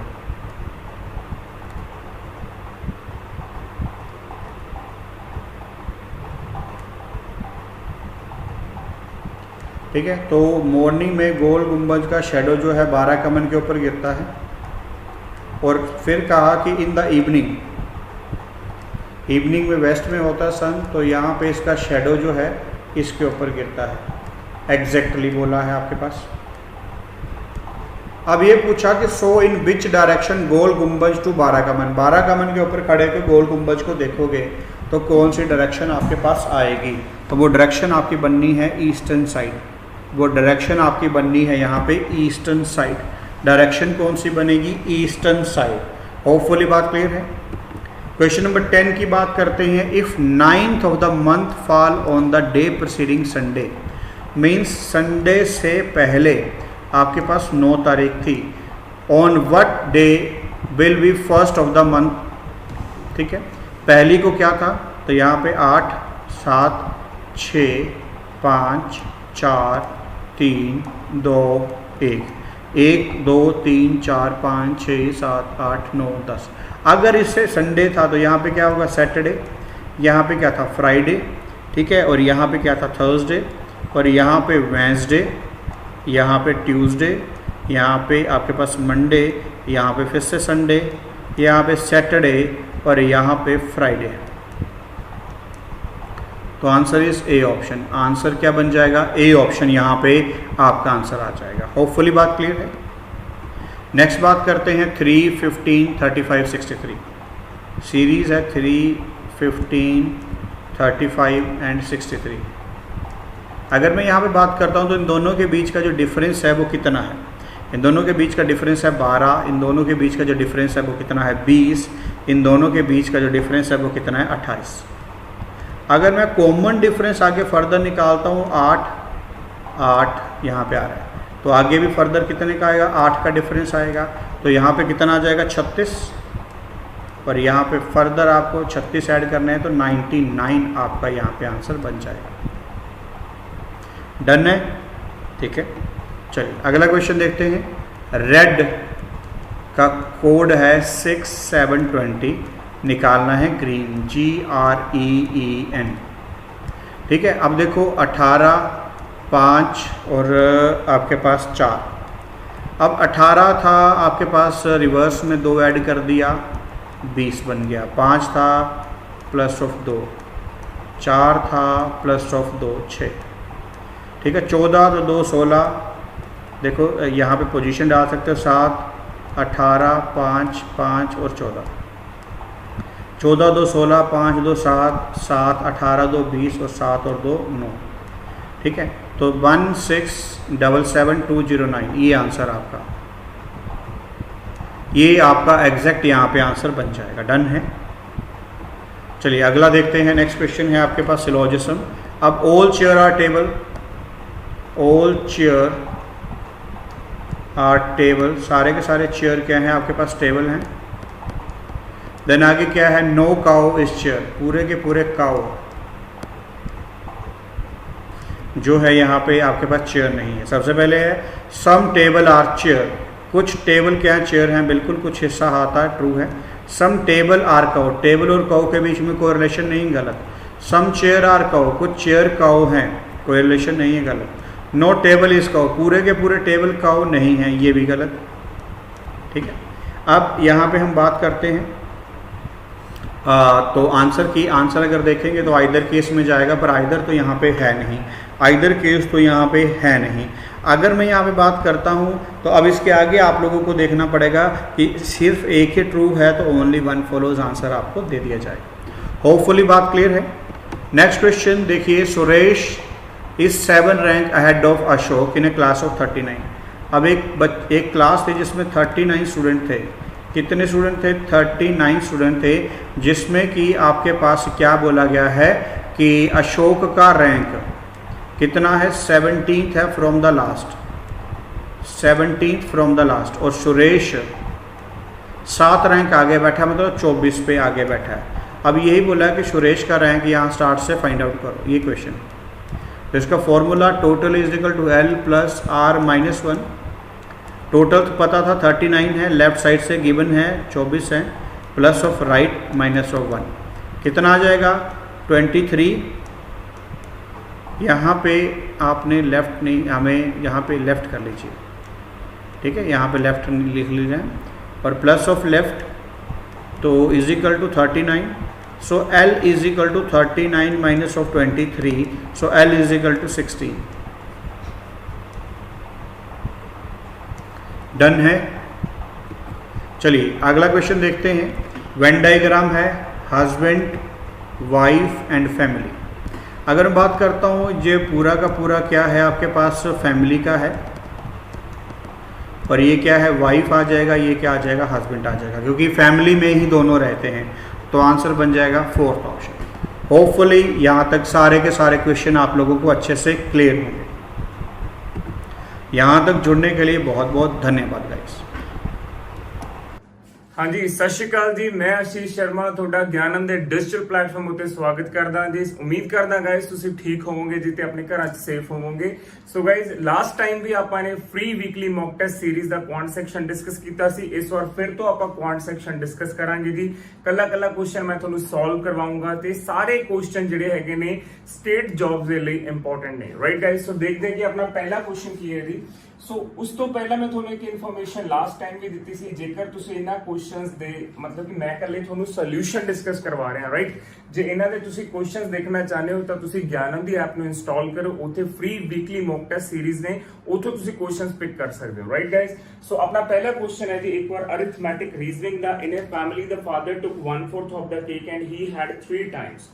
ਓਕੇ, ਸੋ ਗਾਇਸ ਮੈਂ ਇੱਥੇ ਕੇਕ ਡਰਾ ਕਰਦਾ, ਉਹਦਾ 1/4 ਜਿਹੜਾ ਹੈਗਾ ਉਹ ਫਾਦਰ ਆਕੂਪਾਈ ਕਰਦਾ। ਮੰਨ ਲਓ ਇਹ ਫਾਦਰ ਆਕੂਪਾਈ ਕਰ ਰਹੇ ਹੋਗੇ, 1/4 ਪਾਰਟ ਜਿਹੜਾ ਹੈਗਾ ਉਹ ਫਾਦਰ ਨੇ ਆਕੂਪਾਈ ਕੀਤਾ। This is 1/4। ਕਹਿੰਦਾ ਜਿੰਨਾ ਫਾਦਰ ਆਕੂਪਾਈ ਕਰਦਾ ਉਹ ਘਰ ਦੇ ਸਾਰੇ ਮੈਂਬਰਾਂ ਦਾ 3 ਗੁਣਾ ਆਕੂਪਾਈ ਕਰਦਾ। ਫਾਦਰ ਤਾਂ ਕਰ ਹੀ ਰਿਹਾ 1/4, ਔਰ ਫਾਦਰ ਆਪਣੇ ਆਪ ਚ ਫੈਮਿਲੀ ਦਾ ਇੱਕ ਮੈਂਬਰ ਹੈ, ਠੀਕ ਹੈ। ਤੇ ਜਿੰਨਾ ਫਾਦਰ ਆਕੂਪਾਈ ਕਰਦਾ ਉਹ ਸਾਰੇ ਮੈਂਬਰਾਂ ਦਾ, he had 3 times as much as each member had, he had 3 times each of the other members had, right। so guys ਜਿਹੜਾ ਬਾਕੀ ਦਾ ਕੇਕ ਸੀ ਉਹਨੂੰ ਮੈਂ ਹਰ ਇੱਕ ਪਾਰਟ ਨੂੰ 3 ਹਿੱਸਿਆਂ 'ਚ ਇਕੁਅਲੀ ਡਿਸਟ੍ਰੀਬਿਊਟ ਕਰ ਲੂੰਗਾ ਜੀ, ਠੀਕ ਹੈ। ਕਿਉਂਕਿ ਉਹ ਬਾਕੀ ਸਾਰੇ ਮੈਂਬਰਾਂ ਦਾ ਜਿੰਨਾ ਬਾਕੀਆਂ ਨੂੰ ਮਿਲਦਾ ਉਹਦਾ ਸਾਰਿਆਂ ਦਾ 3 ਗੁਣਾ ਫਾਦਰ ਆਕੂਪਾਈ ਕਰਦਾ। ਇਹਦਾ ਮਤਲਬ ਆਪਾਂ ਨੇ ਫੈਮਿਲੀ 'ਚ ਮੈਂਬਰ ਦੱਸਣੇ ਨੇ। ਆ ਪਹਿਲਾ ਮੈਂਬਰ ਹੋ ਗਿਆ ਜੀ, ਆ ਦੂਜਾ, ਆ ਤੀਜਾ, ਆ ਚੌਥਾ, ਪੰਜਵਾਂ, 6ਵਾਂ, 7ਵਾਂ, 8ਵਾਂ, 9ਵਾਂ ਤੇ ਖੁਦ ਫਾਦਰ ਕੀ ਹੋ ਗਿਆ ਜੀ 10th ਹੋ ਗਿਆ। ਸੋ ਗਾਇਸ ਕਿੰਨੇ ਮੈਂਬਰ ਹੋ ਗਏ ਉਸ ਫੈਮਿਲੀ 'ਚ, ਟੋਟਲ 10 ਮੈਂਬਰਸ ਹੋ ਗਏ। बहुत ही सिंपल मतलब कि मैथड है जी, ਜਿਹਨੂੰ ਆਪਾਂ ਦੇਸੀ ਤਰੀਕਾ ਕਹਿੰਦੇ ਹਾਂ ਜੀ, ਰਾਈਟ। ਆਲਰਾਈਟ ਗਾਇਸ, ਕਲੀਅਰ ਹੈ ਜੀ। ਇਹ ਕੁਐਸਚਨ ਨੰਬਰ 2 ਕਰਦੇ ਹਾਂ, ਜੋ ਕਿ ਆਪਣਾ ਐਵਰੇਜ ਚੈਪਟਰ ਤੋਂ ਹੈ, ਠੀਕ ਹੈ ਜੀ। ਇਹਨੂੰ ਆਪਾਂ ਐਲੀਗੇਸ਼ਨ ਨਾਲ ਕਰਾਂਗੇ। ਉਮੀਦ ਕਰਦਾ ਕਿ ਇਸ ਕੁਐਸਚਨ ਨੂੰ ਕਰਨ ਤੋਂ ਪਹਿਲਾਂ ਕਿ ਤੁਹਾਨੂੰ ਸਾਰਿਆਂ ਨੂੰ ਐਲੀਗੇਸ਼ਨ ਆਉਂਦੀ ਹੋਊਗੀ ਜੀ, ਰਾਈਟ। ਸੋ ਗਾਇਸ, ਕਿਵੇਂ ਕਰਦੇ ਹੁੰਦੇ ਆ ਜੀ ਐਲੀਗੇਸ਼ਨ? ਹਮੇਸ਼ਾ ਆਪਾਂ ਕੀ ਲਿਖਦੇ ਹੁੰਦੇ ਆ ਜੀ? Average, right, average, overall average. ਇਹ ਸਟਰਕਚਰ ਹੈ ਦੀ overall average. This is quantity 1, quantity 1 quantity 2 the ratio ਦਾ ਮਤਲਬ ਹੁੰਦਾ ਹੈ ਜਿਵੇਂ ਬॉयਜ਼ ਐਂਡ ਗਰਲਸ ਦੀ ਰੇਸ਼ੋ ਹੋ ਗਿਆ, ਬਾਲ ਬੈਗ ਹੋ ਗਿਆ, ਲਾਈਕਵਾਈਜ਼, ਰਾਈਟ। ਸੋ ਗਾਇਸ, ਸਭ ਤੋਂ ਪਹਿਲਾਂ ਆਪਾਂ ਕੀ ਪੜ੍ਹਦੇ ਹਾਂ? ਕੁਐਸਚਨ ਦਾ average score of a class of boys and girls in an examination is A। So guys, boys and girls ਦੀ ਐਵਰੇਜ, ਇਹਦਾ ਮਤਲਬ ਓਵਰਆਲ ਐਵਰੇਜ ਆਪਾਂ ਨੂੰ A ਦੇ ਰੱਖੀ ਹੈ। बॉयज एंड गर्ल्स की एवरेज A दे रखी है। The ratio of the boys and girls in A class is 3:1। So boys ते गर्ल्स की जी क्लास की रेशियो 3:1 है। कितनी है जी? 3:1। क्लियर है जी? 3:1। उस तो बाद वो की कह रहे जी कि if the average score of the boys is A, मतलब कि A+1। इथे मैं लिख रहा जी बॉयज, ओदी एवरेज कितनी दे रखी है जी? उन्हें A+1 ते उन्हें गर्ल्स बारे पूछे, उन्हें गर्ल्स बारे पूछे कि गर्ल्स दी कितनी है। क्लियर है जी? उन्हें गर्ल्स बारे पूछा कि गर्ल्स दी कितनी है। सो गाइस, एलिगेशन के अकॉर्डिंग ਆਪਾਂ ਇਹਦੇ ਚੋਂ ਆ ਮਾਈਨਸ ਕਰਾਂਗੇ ਜੀ, ਰਾਈਟ एवरीबॉडी। सो ਕੀ ਲਿਖਾਂਗੇ ਜੀ? x - a is equal to 3। ਆ ਰਿਪੀਟ ਮਾਈ ਵਰਡਸ। एलिगेशन ਇਹਦੇ ਚੋਂ ਆਪਾਂ a ਮਾਈਨਸ ਕਰਾਂਗੇ ਤਾਂ ਆ ਲਿਖਾਂਗੇ ਜੀ x - a is equal to 3। ਫਿਰ ਆਪਾਂ ਸੈਂਟਰ ਚੋਂ ਮਾਈਨਸ ਕਰਾਂਗੇ ਜੀ, ਲਾਈਕ ਦਿਸ, ਠੀਕ ਹੈ ਜੀ। ਤਾਂ ਆਪਾਂ ਸੈਂਟਰ ਚੋਂ ਮਾਈਨਸ ਕਰਾਂਗੇ, ਕੀ ਲਿਖਾਂਗੇ ਜੀ? a -1, क्योंकि प्लस सीगा बाहर माइनस होने करके अंदरला साइन चेंज हो जाऊगा। इथे लिखांगे जी 1, आ वाला 1 लिखांगे। क्लियर है जी? a नाल a कट गया, सो x - a आ गया। ये -1 ਜਿਹੜਾ ਹੈ ਇਹਦੇ ਨਾਲ ਜਾ ਕੇ ਮਲਟੀਪਲਾਈ ਹੋ ਜਾਊਗਾ ਜੀ। ਸੋ x ਦੀ ਵੈਲਿਊ ਕਿੰਨੀ ਆ ਗਈ ਜੀ? a - 3। ਸੋ ਇਹ ਕਿਹਦੀ ਐਵਰੇਜ ਆ ਗਈ ਜੀ? ਇਹ ਕਿਹਦੀ ਐਵਰੇਜ ਆ ਗਈ? ਗਰਲਸ ਦੀ ਐਵਰੇਜ ਆ ਗਈ। ਆਲਰਾਈਟ ਗਾਇਸ, ਕਲੀਅਰ ਹੈ ਜੀ? ਸੋ ਇਹ ਕੁਐਸਚਨ ਆਪਾਂ ਨੇ ਐਲੀਗੇਸ਼ਨ ਨਾਲ ਕੀਤਾ, ਐਵਰੇਜ ਦਾ ਕੁਐਸਚਨ ਸੀਗਾ ਜੀ ਆਪਣੇ ਕੋਲ ਇਹ। Okay, so guys, question number 3 करते हैं जी। की कह रहे जी अपन वो क्वेश्चन नंबर 3 ਜਿਹੜਾ ਹੈਗਾ ਜੀ ਸੈਲਰੀ ਬੇਸਡ क्वेश्चन है जी। क्वेश्चन नंबर 3 की कह रहे जी? क्वेश्चन नंबर 3 कहता mister More spend 20% of his monthly income on food and 15% on children's education. So guys, मान लो 100% है मिस्टर मोर दी ਜਿਹੜੀ सैलरी है, मिस्टर मोर दी ਜਿਹੜੀ सैलरी है वो 100% है। ਉਹਦੇ ਚ ਉਹਨੇ 35% खर्च करता, 20% किते लाता, 15% किते लाता, यानी 35% खर्च करके ਉਹਦੇ ਕੋਲ ਕਿੰਨਾ ਬਚਿਆ ਜੀ? 65%। 65% ਕੀ ਹੋ ਗਿਆ ਜੀ? ਰਿਮੇਨਿੰਗ ਹੋ ਗਿਆ। ਇਹ ਰਿਮੇਨਿੰਗ ਜਿਹੜਾ ਹੈਗਾ ਆਪਣੇ ਆਪ ਚ ਕੀ ਹੁੰਦਾ ਜੀ? ਇਹ ਰਿਮੇਨਿੰਗ ਆਪਣੇ ਆਪ ਚ ਕੀ ਹੁੰਦਾ ਜੀ? 100% ਹੁੰਦਾ। ਕਿੰਨੇ ਪਰਸੈਂਟ ਹੁੰਦਾ ਜੀ? ਹਾਂ, ਰਿਮੇਨਿੰਗ ਹਮੇਸ਼ਾ ਇਟਸੈਲਫ ਜਿਹਨੂੰ ਕਵਾਂਗੇ 100% ਹੁੰਦਾ। ਕਲੀਅਰ ਹੈ ਜੀ? ਅੱਗੇ ਕੀ ਬੋਲ ਰਹੇ ਜੀ? ਪੜ੍ਹਦੇ ਆਪਾਂ। 40% of the remaining is spent on entertainment and transport together and 30% on the medical। ਇਹਦਾ ਮਤਲਬ ਉਹਨੇ ਕੀ ਕੀਤਾ? 65% ਦਾ 70% ਉਹਨੇ ਸਪੈਂਡ ਕਰਤਾ ਟਰਾਂਸਪੋਰਟ ਤੇ ਮੈਡੀਕਲ ਦੇ ਉੱਤੇ, ਤੇ ਜਿਹੜਾ ਬਚਿਆ ਯਾਨੀ ਇਹ ਆਪਣੇ ਆਪ 100% ਸੀ। ਜੇ 65 ਦਾ 70 ਲਾਤਾ ਤਾਂ 65 ਦਾ 30% ਤਾਂ ਬਚਿਆ ਹੋਊਗਾ ਨਾ। ਸੋ ਗਾਇਸ, ਉਹ ਕੀ ਹੈ ਜੀ? ਆਪਣੇ ਕੋਲ ਸੇਵਿੰਗ ਹੈ। ਇਹਦਾ ਮਤਲਬ 65% ਦਾ 30% ਜਿਹੜਾ ਹੈਗਾ ਉਹ ਸੇਵਿੰਗ ਹੈ। ਉਹ ਕਿਹਦੇ ਬਰਾਬਰ ਹੈ ਜੀ? ਉਹ ਕਿਹਦੇ ਬਰਾਬਰ ਹੈ ਜੀ? ਇਹ ਕਿਹਦੇ ਬਰਾਬਰ ਹੈ? 8775। 8775। ਦੁਬਾਰਾ ਦੇਖੋ, 65% ਆਪਣੇ ਆਪ ਚ ਕੀ ਹੈ ਜੀ? 100%। ਇਟਸੈਲਫ ਕੀ ਹੈ ਜੀ? ਇਹ 100%। ਕਲੀਅਰ ਜੀ? ਹੁਣ ਉਹਨੇ ਕੀ ਕੀਤਾ? 65 ਦਾ 70 ਦਾ ਸਪੈਂਡ ਕਰਤਾ। ਇਹਦਾ ਮਤਲਬ 65 ਦਾ 30% ਉਹਦੀ ਕੀ ਹੋਗੀ ਜੀ? ਸੇਵਿੰਗ ਹੋਗੀ। ਜੇ ਆ ਵਾਲੀ ਵੀ ਸੇਵਿੰਗ ਹੈ ਤਾਂ ਆ ਵੀ ਸੇਵਿੰਗ ਹੋਗੀ, ਰਾਈਟ एवरीबॉडी? क्लियर है जी? सेविंग बोल लो, रिमेनिंग बोल लो, रेस्ट बोल लो, रिमाइंडर बोल लो, बैलेंस बोल लो, कुछ भी बोल सकते हो, राइट? सो गाइस, ਜਦੋਂ ਤੁਸੀਂ ਇਹਨੂੰ ਸੋਲਵ ਕਰੋਗੇ ਤਾਂ 1 ਪਾਰਟ ਕਿਹਦੇ ਬਰਾਬਰ ਆ ਜਾਊਗਾ ਜੀ? 45000 रुपए। क्लियर है जी? 1 ਦਾ ਮਤਲਬ ਕੀ ਹੋ ਗਿਆ ਜੀ ਉਰੇ? 100%। 1 ਦਾ ਮਤਲਬ ਕੀ ਹੋ ਗਿਆ? 100% ਹੋ ਗਿਆ। 100% ਕੀ ਸੀ ਜੀ? ਮਿਸਟਰ ਮੂਰ ਦੀ ਸੈਲਰੀ ਸੀ। ਕਲੀਅਰ ਹੈ ਜੀ? ਉਮੀਦ ਕਰਦਾ ਗਾਇਸ ਕਲੀਅਰ ਹੈ ਜੀ। ਨੈਕਸਟ ਕੁਐਸਚਨ ਕਰਦੇ ਹਾਂ ਜੀ ਆਪਾਂ। Question number 4. So in an examination 35% failed in one subject। Okay, so Venn diagram the question ਹੈ ਜੀ। Venn diagram ਜ਼ਰੂਰ ਐਗਜ਼ਾਮ ਚ ਰਹਿੰਦਾ ਹੁੰਦਾ ਜੀ, ਪਲੀਜ਼ ਧਿਆਨ ਨਾਲ ਸਮਝਿਓ। Question number 4 ਕੀ ਕਹਿ ਰਿਹਾ ਜੀ? क्वेश्चन नंबर 4 आ वेन डायग्राम का क्वेश्चन है जी लाइक दिस, ठीक है जी। कहते इन an examination 35% candidate failed in one subject. Okay, पहला सब्जेक्ट है जी, ਇਹਦੇ ਚੋਂ 35% कैंडिडेट फेल ने। आ दूसरा सब्जेक्ट है, आ दूसरा सब्जेक्ट है, ਇਹਦੇ ਚੋਂ ਕਿੰਨੇ फेल ने जी 42% फेल ने। ਇਹਦੇ ਚੋਂ ਕਿੰਨੇ फेल ने जी 42% फेल ने। ਅੱਗੇ ਕੀ ਬੋਲ ਰਿਹਾ ਜੀ, while 15% failed in both the subject। आ 15% है जी, आ 15% फेल ने जी, आ 15% फेल है। क्लियर है जी, दिस इज 15%। सो गाइस जे 35% एक चो फेल है, ये पूरा सर्कल 35 है, ये पूरा सर्कल 42 है, लेकिन 15 दोनों चो है, इथे कितना बचूगा जी, इथे बचे जी 20% either in one subject, either in one subject. ਇਹਦਾ मतलब 42 ਚੋਂ 15 ਉਰੇ ਆ ਗਿਆ, ਤਾਂ ਮੈਂ ਉਰੇ ਲਿਖੂੰਗਾ ਜੀ 27% only either in one subject. Clear है जी, फेल जे एक सब्जेक्ट चो फेल है तो एक चो पास भी है, जे एक सब्जेक्ट चो फेल है तो एक चो पास भी है। क्लियर है जी। उन्हें पूछा गया जी last if 2500 candidate appeared in an examination, जे 2500 कैंडिडेट अपीयर होंगे ने examination, how many passed in either subject but not in both. ਇਹਦਾ मतलब उन्हें पूछा how many subject, how many student passed in either subjects but not in both. ਇਹਦਾ मतलब 47 students ने, आप बोथ काउंट नहीं करना, 20 ਤੇ 27% काउंट करांगे जी। ਤਾਂ मैं बोलूंगा जी 47% पास ने जी इन आइदर सब्जेक्ट। ਕਿਹਦਾ ਕਰਾਂਗੇ ਜੀ ਆਪਾਂ 2500 ਦਾ, 2500 ਦਾ ਕਰਾਂਗੇ ਤਾਂ ਕਿੰਨਾ ਆ ਜਾਊਗਾ ਜੀ ਆਪਣੇ ਕੋਲ ਸੋਲਵ ਕਰਕੇ, ਪਰਸੈਂਟੇਜ ਨਾਲ 2 ਜ਼ੀਰੋਸ ਕੱਟ ਜਾਣਗੇ। ਜਦੋਂ ਤੁਸੀਂ 47 ਨੂੰ 25 ਨਾਲ ਮਲਟੀਪਲਾਈ ਕਰੋਗੇ ਤਾਂ ਕਿੰਨਾ ਆ ਜਾਊਗਾ ਜੀ 1175। ਕਲੀਅਰ ਹੈ ਜੀ। ਸੋ ਕਿੰਨਾ ਆਨਸਰ ਆ ਜਾਊਗਾ ਜੀ 1175। एवरीबॉडी क्लियर जी, तो क्या आंसर आ जाएगा जी 1175। क्लियर है जी। ओके, सो फिफ्थ क्वेश्चन करते हैं जी आप प्रॉफिट एंड लॉस चैप्टर तो है की कह रहे हैं जी fifth question, question number 5 right everybody. Question number 5 की कह रहे हैं जी, हो लेट मी चेक। वो की कह रहे हैं a man bought pencil at the rate of 6 rupees 4। देखो cost price of 6 pencil, cost price of 6 pencil अपन कितने दे रखी है जी 4 रुपए, 4 रुपीज दे रखी है, ठीक है जी। Selling price of 4 pencil, selling price of 4 pencil अपन कितने दे रखी है जी 6 रुपए। सो गाइस एक काम करो, इहदा जरा क्वांटिटी सेम कर लो, इन्हां दी क्वांटिटी सेम कर लो, इनू पूरी रकम नू 4 नाल मल्टीप्लाई कर लो, इनू पूरी रकम नू 6 नाल मल्टीप्लाई कर लो। हुण 4 ते 6 कित्थों आए जी, ये वाला 4 है, ये वाला 4, ये वाला 6 है, ये वाला 6 है, तो की बच गया जी अपने को कॉस्ट प्राइस ऑफ 24 पेंसिल, यानी अपने क्वांटिटी सेम कर ली अपने आर्टिकल्स की, पेंसिल्स की क्वांटिटी सेम कर ली, कितना हो गया जी 16 रुपए, यानी आपको 24 पेंसिल 16 रुपए दी पईयां। तो जो अपनी बेचण की बारी आई तो अपने 24 पेंसिल्स नूं किन्ने दा बेचता जी, 24 पेंसिल्स नूं अपने किन्ने दा बेचता जी 36 रुपए का। सो गाइस कितना गेन कमाया जी आपने 20 रुपीज, कितना गेन कमाया 20 रुपीज का, किस तो कमाया। सो गाइस किस तो कमाया 16 तो जी, किस तो कमाया, हमेशा सीपी नीचे आउंदी है जी, राइट एवरीबॉडी। 4 4s 4 5s इथों कटिंग की जी 25 आए। सो आंसर कितना है जी 125%, आंसर कितना है जी 125%। क्लियर है जी। सो गाइस आंसर कितना है जी 125%। क्लियर है जी ये चीज। ऑलराइट गाइस 6th क्वेश्चन करते हैं जी अपन।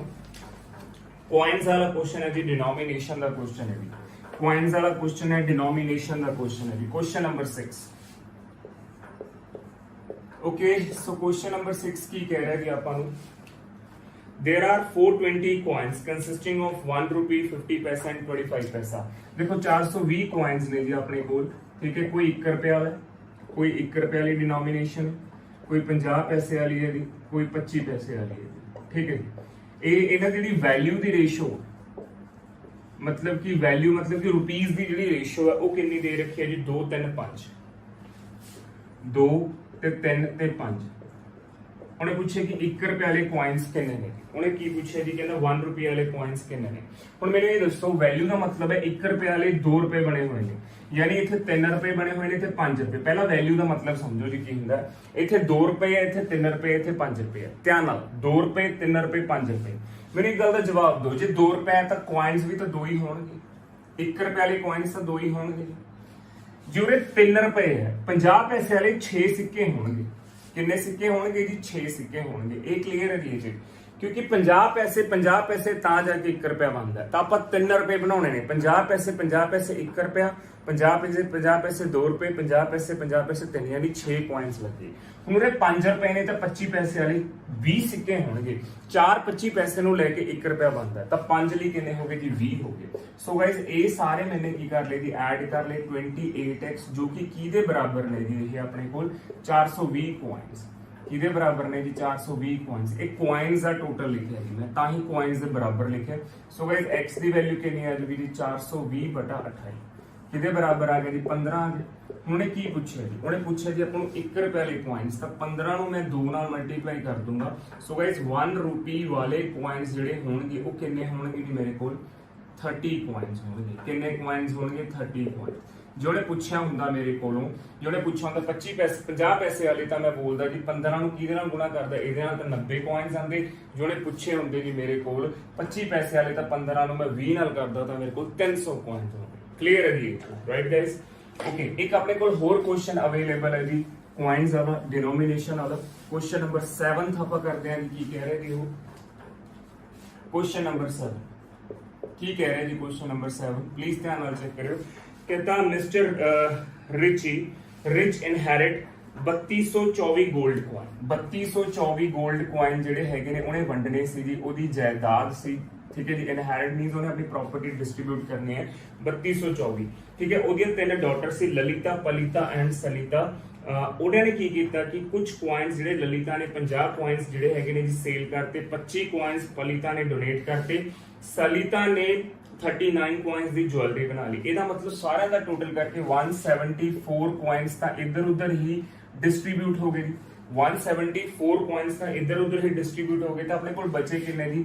305 골ਡ ਕॉइन्स ਬਚੇ ਜੀ ਜਿਹੜੇ ਰਿਮੇਨਿੰਗ ਕਹਾਂਗੇ ਠੀਕ ਹੈ ਜੀ ਇਹ ਉਹ ਜਿਨ੍ਹਾਂ ਨੇ ज्वेलरी ਬਣਾਈ ਸੀ ਡੋਨੇਟ ਕਰਤੀ ਵੇਚਤੇ ਉਹ ਸਾਰੇ ਆਪਾਂ ਨੇ ਮਾਈਨਸ ਕਰਤੇ ਟੋਟਲ ਕਰਕੇ ਤਾਂ ਇਹ ਰਿਮੇਨਿੰਗ 골ਡ ਕॉइन्स ਨੇ ਜੀ ਇਹ ਹੁਣ ਰੇਸ਼ੋ ਦੇ ਰੱਖੀ ਹੈ ਜੀ ਆਪਾਂ ਨੂੰ ਰੇਸ਼ੋ ਕਿੰਨੀ ਦਿੱਤੀ ਹੈ ਜੀ ਆਪਾਂ ਨੂੰ 24 21 ਤੇ 16 24 21 ਤੇ 16 ਹੁਣ ਜਿਹੜੇ ਰਿਮੇਨਿੰਗ ਨੇ ਉਹ ਆਪਾਂ ਇਹਦੇ ਚ ਡਿਸਟ੍ਰੀਬਿਊਟ ਕਰਨੇ ਨੇ ਕਿਹਦੇ ਚ ਡਿਸਟ੍ਰੀਬਿਊਟ ਕਰਨੇ ਨੇ ਜਿਹੜੀ ਉਹਨਾਂ ਨੇ ਰੇਸ਼ੋ ਦਿੱਤੀ ਹੈ ਨਾਓ ਦਾ ਰੇਸ਼ੋ ਆਫ ਦਾ 골ਡ ਕॉइन ਕਲੀਅਰ ਹੈ ਜੀ ਸੋ ਗਾਇਸ ਮੈਂ ਬੋਲ ਸਕਦਾ ਇਹਨਾਂ ਸਾਰਿਆਂ ਦਾ ਟੋਟਲ ਕਰਕੇ 61 ਆ ਗਿਆ ਤਾਂ ਕਿਹਦੇ ਬਰਾਬਰ ਹੈ ਜੀ 30 50 ਦੇ ਇੱਕ ਹਿੱਸਾ ਕਿਹਦੇ ਬਰਾਬਰ ਆ ਗਿਆ ਜੀ 50 ਦੇ ਹੁਣ ਇਹ ਪੁੱਛਿਆ ਜੀ ਸਭ ਤੋਂ ਪਹਿਲਾਂ ਲਲਿਤਾ ਤਾਂ 50 ਨੂੰ ਮੈਂ 24 ਨਾਲ ਮਲਟੀਪਲਾਈ ਕਰੂੰਗਾ ਤਾਂ ਲਲਿਤਾ ਕਿੰਨਾ ਆ ਗਿਆ ਜੀ 1200 ਕॉइन्स ਆ ਗਏ ਪਰ ਯਾਦ ਰੱਖੋ ਲਲਿਤਾ ਨੇ ਜਿਹੜੇ 50 ਕॉइन्स ਸੀ ਉਹ ਵੇਚ ਵੀ ਦਿੱਤੇ ਸੀ ਤੇ ਇਹਦਾ ਮਤਲਬ ਉਹਦੇ ਫਾਦਰ ਤੋਂ ਲਲਿਤਾ ਨੂੰ 1200 ਇਹ ਤਾਂ ਹੁਣ ਵਾਲੇ ਕॉइन्स ਨੇ ਕਿ ਨਾਓ ਕਿੰਨੇ ਬਚੇ ਨਾਓ ਪਰ ਜਿਹੜੇ ਉਹਨੂੰ ਸਟਾਰਟਿੰਗ ਚ ਮਿਲੇ ਸੀ ਤਾਂ ਉਹ 50 ਕॉइन्स ਜਿਹੜੇ ਉਹਨੇ ਵੇਚੇ ਸੀਗੇ ਉਹ ਵੀ ਤਾਂ ਸੀਗੇ ਨਾ ਤਾਂ ਇਹਦਾ ਮਤਲਬ ਲਲਿਤਾ ਨੂੰ ਆਪਦੇ ਫਾਦਰ ਤੋਂ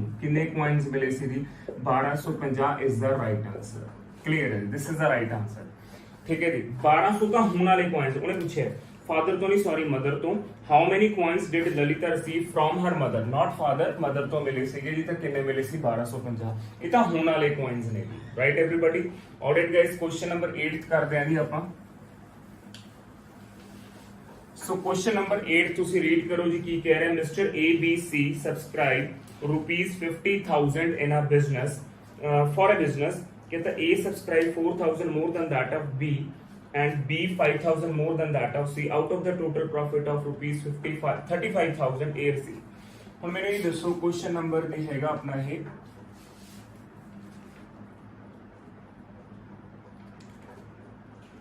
8th ਨੰਬਰ ਕੁਐਸਚਨ ਹੈ ਆਲਰੇਡੀ 8th ਨੰਬਰ ਕੁਐਸਚਨ ਹੈ ਕੀ ਕਹਿ ਰਹੇ ਜੀ ਉਹ ਕਹਿ ਰਹੇ कहता ਸਭ ਤੋਂ ਪਹਿਲਾਂ ਆਪਾਂ ਲੈਟ ਕਰ ਲੈਣਾ ਕਿ C ਕੋਲ x ਰੁਪੀਸ ਨੇ ਤਾਂ ਜਿੰਨੇ C ਕੋਲ ਨੇ B ਕੋਲ ਉਹਦੇ ਨਾਲੋਂ ਵੀ ਕਿੰਨੇ ਨੇ ਜੀ 4000 ਜ਼ਿਆਦਾ ਨੇ 4 ਔਰ 5 5000 ਜ਼ਿਆਦਾ ਨੇ ਜੀ B ਕੋਲ 5000 ਜ਼ਿਆਦਾ ਨੇ ਕਲੀਅਰ ਹੈ ਜੀ A ਚੈੱਕ ਕਰਦੇ ਆ A ਕੋਲ ਕਿੰਨੇ ਨੇ ਜੀ ਜਿੰਨੇ B ਕੋਲ ਨੇ ਉਹਦੇ ਨਾਲੋਂ 4000 ਜ਼ਿਆਦਾ ਨੇ ਜੀ x + 5000 + 4000 ਕਲੀਅਰ ਹੈ ਜੀ ਰਾਈਟ एवरीबॉडी ਤਾਂ ਇਹਦੇ ਕੋਲ ਕਿੰਨਾ ਹੋ ਗਿਆ ਜੀ x ਕਿੰਨਾ ਹੋ ਗਿਆ ਜੀ x + 9000 ਰੁਪੀਸ ਹੋ ਗਿਆ ਕਲੀਅਰ ਹੈ ਜੀ ਸੋ ਇਹਨਾਂ ਸਾਰਿਆਂ ਨੂੰ ਟੋਟਲ ਕਰ ਲੈਂਦੇ 14000 ਆ ਗਿਆ ਜੀ ਕਿਹਦੇ ਬਰਾਬਰ ਹੈ ਜੀ 50000 ਦੇ ਬਰਾਬਰ ਦੇ ਰੱਖਿਆ ਜੀ ਤਾਂ x ਦੀ ਵੈਲਿਊ ਕਿੰਨੀ ਆ ਗਈ ਉਹਦੇ 36000 ਆ ਗਈ ਪਹਿਲਾਂ ਤਾਂ ਜੀ 36000 x ਦੀ ਵੈਲਿਊ 12000 ਆ ਗਈ ਜੇ x ਦੀ ਵੈਲਿਊ 12000 ਆ ਗਈ ਜੇ x ਦੀ ਵੈਲਿਊ 12000 ਆ ਗਈ ਰਾਈਟ एवरीबॉडी ਤਾਂ ਉਰੇ ਪੁੱਟ ਕਰਦੇ ਆ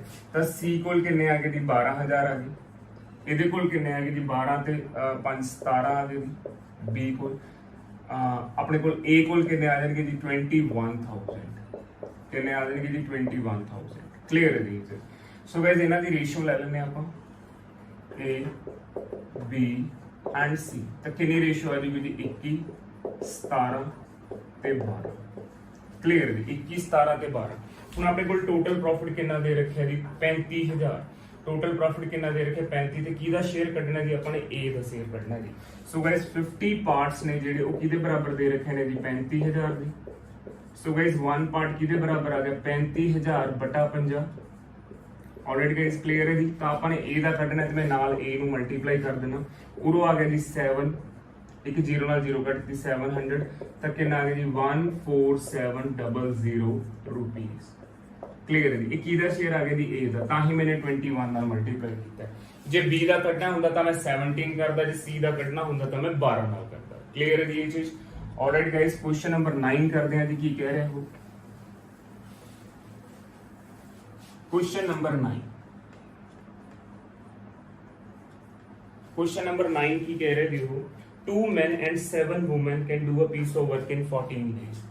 2 men and 7 and ਦਾ ਮਤਲਬ ਹੁੰਦਾ ਪਲੱਸ, ਇਹ ਆਪਾਂ ਨੂੰ ਸਾਰਿਆਂ ਨੂੰ ਪਤਾ ਜੀ 2 men and 7 boys 2 men and 7 boys 14 ਦਿਨਾਂ ਚ ਕੰਮ ਕਰਦੇ ਨੇ ਜੀ 14 days।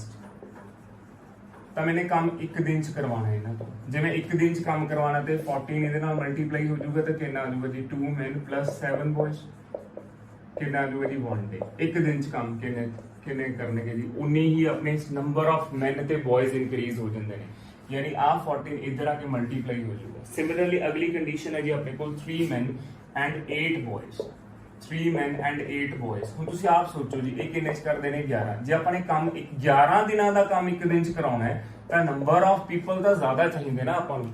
ਜੇ 11 ਦਿਨਾਂ ਦਾ ਕੰਮ ਆਪਾਂ ਨੇ 1 ਦਿਨ ਚ ਕਰਾਉਣਾ ਹੈ ਤਾਂ ਜ਼ਿਆਦਾ ਲੋਕ ਚਾਹੀਦੇ ਨੇ ਜੀ। ਤਾਂ 11 ਉਰੇ ਆ ਗਿਆ ਜੀ, ਉਰੇ ਆਪਣੇ ਕੋਲ। ਸੋ ਕਿੰਨਾ ਆ ਗਿਆ ਜੀ 3 men ਪਲੱਸ ਉਰੇ ਕਿੰਨਾ ਆ ਜਾਊਗਾ ਜੀ 8 boys ਨੇ, ਇੱਥੇ ਕਿੰਨਾ ਆ ਜਾਊਗਾ ਜੀ 1 day। 11 ਦਿਨਾਂ ਦਾ ਕੰਮ 1 ਦਿਨ ਚ ਕਰਾ ਰਹੀ ਹਾਂ। ਸੋ ਗਾਇਸ 1 day ਇਕੁਅਲ ਹੋ ਗਿਆ ਤੇ ਇਹ ਵੀ ਇਕੁਏਟ ਹੋ ਜਾਣਗੇ। ਤਾਂ ਮੈਂ ਕੀ ਲਿਖੂੰਗਾ 14 2 men plus 7 B। मैं कला स्टेप लिख रहा हूं क्योंकि कई बार थोड़े चो कोई भी स्टूडेंट फर्स्ट टाइम देख रहा होगा जी, ठीक है जी। सो कला स्टेप मैं लिख रहा जी, राइट एवरीबॉडी। जे प्रैक्टिस है तो इन स्टेप्स ਨੂੰ 1-2 ਨੂੰ ਤੁਸੀਂ ਅਵੋਇਡ ਕਰ ਸਕਦੇ ਹੋ। ਸੋ ਗਾਇਸ ਕਿੰਨਾ ਆ ਗਿਆ 28M plus 98B, ਉਰੋਂ ਕਿੰਨਾ ਆ ਗਿਆ ਜੀ 33M plus 88B। All right guys clear ਹੈ ਜੀ ਇਹ ਚੀਜ਼। ਸੋ ਗਾਇਸ ਆਪਣੇ ਕੋਲ ਕੀ ਆ ਜਾਊਗਾ ਜੀ 5 men, ਇਹਨੂੰ ਸੋਲਵ ਕਰਕੇ 5 men ਕਿਹਦੇ ਬਰਾਬਰ ਹੈ ਜੀ 10B ਦੇ। ਇਥੋਂ ਐਫੀਸ਼ੀਐਂਸੀ ਆ ਗਈ ਕਿ 1 man ਕਿਹਦੇ ਬਰਾਬਰ ਹੈ ਜੀ 2B ਦੇ। ਇਥੋਂ ਐਫੀਸ਼ੀਐਂਸੀ ਆ ਗਈ 1 man ਕਿਹਦੇ ਬਰਾਬਰ ਹੈ ਜੀ 2B ਦੇ। ਕਲੀਅਰ ਜੀ। ਸੋ ਗਾਇਸ ਇੱਕ ਵਾਰ ਤਾਂ ਤੁਹਾਨੂੰ ਫਰਸਟ ਜਾਂ ਸੈਕੰਡ ਕਿਸੇ ਚ ਵੀ ਪੁੱਟ ਕਰਨਾ ਹੈ, ਚਾਹੇ ਤਾਂ ਇਹਦੇ ਚ ਕਰ ਦਿਓ ਚਾਹੇ ਇਹਦੇ ਚ ਕਰ ਦਿਓ, ਇਹ ਤੁਹਾਡੀ ਮਰਜ਼ੀ ਹੈ ਜੀ। ਸੋ ਗਾਇਸ ਮੈਂ ਸੈਕੰਡ ਵਾਲੀ ਚ ਪੁੱਟ ਕਰ ਰਿਹਾ, ਤੁਹਾਡੀ ਮਰਜ਼ੀ ਹੈ, ਜਿਸ ਚ ਮਰਜ਼ੀ ਪੁੱਟ ਕਰ ਸਕਦੇ ਹੋ, ਠੀਕ ਹੈ ਜੀ। ਇੱਕ ਤਾਂ ਕਰਨੀ ਪਊਗੀ, ਚਾਹੇ ਇਹਦੇ ਚ ਕਰ ਦਿਓ ਚਾਹੇ ਫਰਸਟ ਵਾਲੀ ਚ ਕਰ ਦਿਓ। ਇੱਕ ਜਿਹੜੀ ਚੀਜ਼ ਉਹਨੇ ਪੁੱਛੀ ਹੋਈ ਹੈ, ਉਹਨੇ ਪੁੱਛਿਆ ਕਹਿੰਦਾ 8 men and 6 boys, ਜਿਹੜੀ ਫਾਈਂਡ ਆਊਟ ਕਰਨੀ ਹੈ 8 men ਜਿਹੜੀ ਆਪਾਂ ਨੇ ਫਾਈਂਡ ਕਰਨੀ ਹੈ ਜੀ, ਠੀਕ ਹੈ ਜੀ। ਫਾਈਂਡ ਕਰਨੀ ਹੈ 8 men plus 6 boys ਕਿੰਨੇ ਚ ਕਰਨਗੇ ਜੀ, ਠੀਕ ਹੈ ਜੀ। ਇਹ ਚੀਜ਼ ਵੀ ਹੈਗੀ ਆਪਣੇ ਕੋਲ, ਰਾਈਟ। ਸੋ ਗਾਇਸ ਪਹਿਲਾਂ ਮੈਂ ਇਹਦੇ ਚ ਪੁੱਟ ਕਰਦਾ 3 men ਦਾ 3 men ਰਹਿਣ ਦਿੰਦੇ ਆ, 3 men ਦਾ 3 men ਆ ਗਿਆ। 1 man 2 ਬੱਚਿਆਂ ਦੇ ਬਰਾਬਰ ਹੈ ਤਾਂ 8 boys 4 men ਦੇ ਬਰਾਬਰ ਹੋ ਗਈ। ਕਿਹਦੇ ਬਰਾਬਰ ਹੈ ਜੀ 11 days। ਕਿਹਦੇ ਬਰਾਬਰ ਹੋ ਗਿਆ ਜੀ 11 days, ਯਾਨੀ ਇੱਥੇ ਮੈਂ ਲਿਖ ਸਕਦਾ 7 men ਜਿਹੜੇ ਹੈਗੇ ਨੇ ਉਹ 11 ਦਿਨਾਂ ਚ ਕੰਮ ਕਰਦੇ ਨੇ, ਰਾਈਟ ਐਵਰੀਬਾਡੀ। ਸੋ ਸਿਮਿਲਰਲੀ ਇਧਰ ਜਿਹੜੀ ਚੀਜ਼ ਫਾਈਂਡ ਆਊਟ ਕਰਨੀ ਹੈ 8 men ਦਾ 8 men ਰਹਿਣ ਦਿੰਦੇ ਆ। ਸੋ 6 boys ਦੀ ਜਗ੍ਹਾ ਤੇ ਮੈਂ 3 men ਰੱਖ ਰਿਹਾ, ਯਾਨੀ 7 men ਕਿੰਨੇ ਚ ਕਰਨਗੇ ਜੀ thrice the work। So guys ਉਰੇ ਆਪਾਂ ਇੱਕ ਫਾਰਮੂਲਾ ਲਾਵਾਂਗੇ ਛੋਟਾ ਜਿਹਾ M1D1 ਦਾ, M1D1 M2D2, ਇਹ ਚੇਨ ਰੂਲ ਦਾ ਫਾਰਮੂਲਾ ਹੈ, ਰਾਈਟ ਐਵਰੀਬਾਡੀ। ਇਹ ਚੇਨ ਰੂਲ ਦਾ ਫਾਰਮੂਲਾ ਤਾਂ ਮੈਂ ਕੀ ਲਿਖੂੰਗਾ ਕਿ ਜੇ 7 men 11 ਦਿਨਾਂ ਚ ਕਰਦੇ ਨੇ ਤਾਂ ਉਹ ਵਾਲੇ 7 men ਕਿੰਨੇ ਦਿਨਾਂ ਚ ਕਰਨਗੇ ਜੇ ਕੰਮ ਥਰਾਈਸ ਹੈ। ਜੇ ਮੰਨ ਲਓ ਉਰੇ 1 ਯੂਨਿਟ ਹੈ ਤਾਂ ਉਰੇ 3 ਯੂਨਿਟ ਨੇ। ਸੋ ਗਾਇਸ ਕੀ ਸੋਲਵ ਕਰਕੇ ਆ ਗਿਆ ਜੀ 21 days ਚੋਂ ਕੰਮ ਹੋ ਜਾਊਗਾ ਜੀ। ਕਿੰਨੇ ਦਿਨਾਂ ਚ ਹੋ ਜਾਊਗਾ ਜੀ 21 days। ਕਲੀਅਰ ਹੈ। ਦੇਖੋ 7 men ਜਿਹੜੇ ਹੈਗੇ ਨੇ ਇਹ 7 men ਹੈ ਜੀ।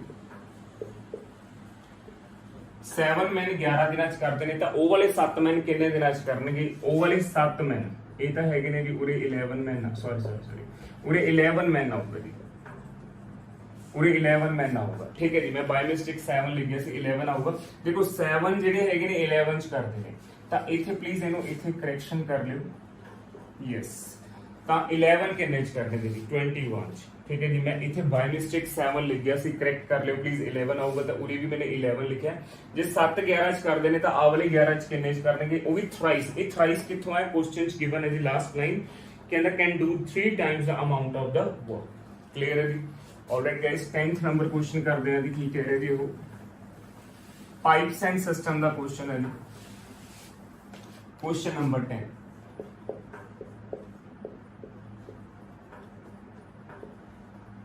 Right, question number 10. A tap can fill a tank in 6 hours. After half the tank is filled, 3 more similar taps are opened. ठीक है जी। So एक आ टैंक है जी, आ टैंक है। क्लियर है जी, एक टैंक है कोई। क्लियर है जी। ये पूरा टैंक 6 घंटे च भरदा है, पर जे मैं हाफ की गल करा, हाफ टैंक किन्ने च भरूगा जी 3 घंटे च भरूगा। मान दो ये हाफ टैंक जिहड़ा हैगा ये 3 आवर्स लऊगा कि नहीं आऊगा, क्योंकि पूरा टैंक जिहड़ा हैगा 6 घंटे च भरदा है। ये हाफ टैंक जिहड़ा हैगा, ये हाफ टैंक जिहड़ा हैगा वो किन्ने च भरूगा जी 3 घंटे च, वो भी एक टैप द्वारा। ठीक है जी। हालांकि उत्थे किते मेंशन नहीं हैगा कि एक टैप है, पर आपां नूं ये चीज खुद ही मननी पऊगी कि इक्को ही टैप फिल कर रही है जी। राइट, कहंदा हाफ टैंक जिहड़ा हैगा 3 घंटे च भरिया गया। कहंदा after the half the tank is filled 3 more similar taps are open. जिहड़ा ਅੱਧੇ ਟੈਂਕ ਤੋਂ ਭਰਨ ਤੋਂ ਬਾਅਦ ਇਹਦੇ ਨਾਲ ਦੀਆਂ 3 ਟੈਪਸ ਹੋਰ ਓਪਨ ਕਰਤੀਆਂ, ਇਹਦੇ ਨਾਲ ਦੀਆਂ 3 ਟੈਪਸ ਹੋਰ ਓਪਨ ਕਰਤੇ। ਇਹਦਾ ਮਤਲਬ ਕੀ ਹੋਇਆ ਕਿ ਜਿਹੜਾ ਬਾਕੀ ਦੇ 3 ਘੰਟੇ ਨੇ, 3 ਘੰਟਿਆਂ ਦਾ ਮਤਲਬ ਹੈ 180 ਮਿੰਟ। 3 ਘੰਟਿਆਂ ਦਾ ਮਤਲਬ ਕਿ 180 ਮਿੰਟ ਉਹ 4 ਟੈਪਸ ਮਿਲ ਕੇ ਫਿਲ ਕਰ ਰਹੀਆਂ ਨੇ ਉਸ ਕੰਮ ਨੂੰ। ਕਿੰਨੇ ਆ ਟੈਪਸ ਕਰ ਰਹੀਆਂ ਨੇ 4, ਤੇ ਇਹਦਾ ਮਤਲਬ 180 ਮਿੰਟ ਦਾ ਕੰਮ 45 ਮਿੰਟਾਂ 'ਚ ਹੋ ਗਿਆ ਜੀ, 45 ਮਿੰਟਸ ਹੋ ਗਿਆ। ਤਾਂ ਪੂਰੇ ਟੈਂਕ ਨੂੰ ਭਰਨ ਲਈ ਟੋਟਲ ਟਾਈਮ ਕਿੰਨਾ ਲੱਗਿਆ ਜੀ, टोटल टाइम। सो मैं बोल सकता 3 घंटे तो हाफ ची फिल हो गई सी प्लस 45 मिनट। क्लियर है जी ये चीज। सो गाइस इहनू की लिखोगे जी 3/4 आवर्स। क्लियर है जी, 3/4 आवर्स। की लिखोगे जी 3/4 आवर्स। क्लियर है जी ये चीज। Alright guys, 11th number question करते हैं जी। क्वेश्चन नंबर 11 की कह रहे हैं, प्लीज रीड करो क्वेश्चन नंबर 11। बहुत ही बढ़िया क्वेश्चन है जी। ये अलग ही किस्म का क्वेश्चन है जी, टाइम एंड वर्क च कह लो चाहे पाइप्स एंड सिस्टम च कह लो जी।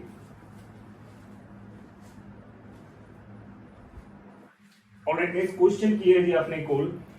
क्वेश्चन कह रहा है जी 2 वर्कर्स ने A and B engaged to do a piece of work. A working alone takes 8 hour more। देखो इत्थे की है, ਆਪਾਂ ਨੂੰ ਕਹਿੰਦੇ ਜਿਹੜਾ A है टूगैदर टाइम तो 8 घंटे ज्यादा लेंदा है।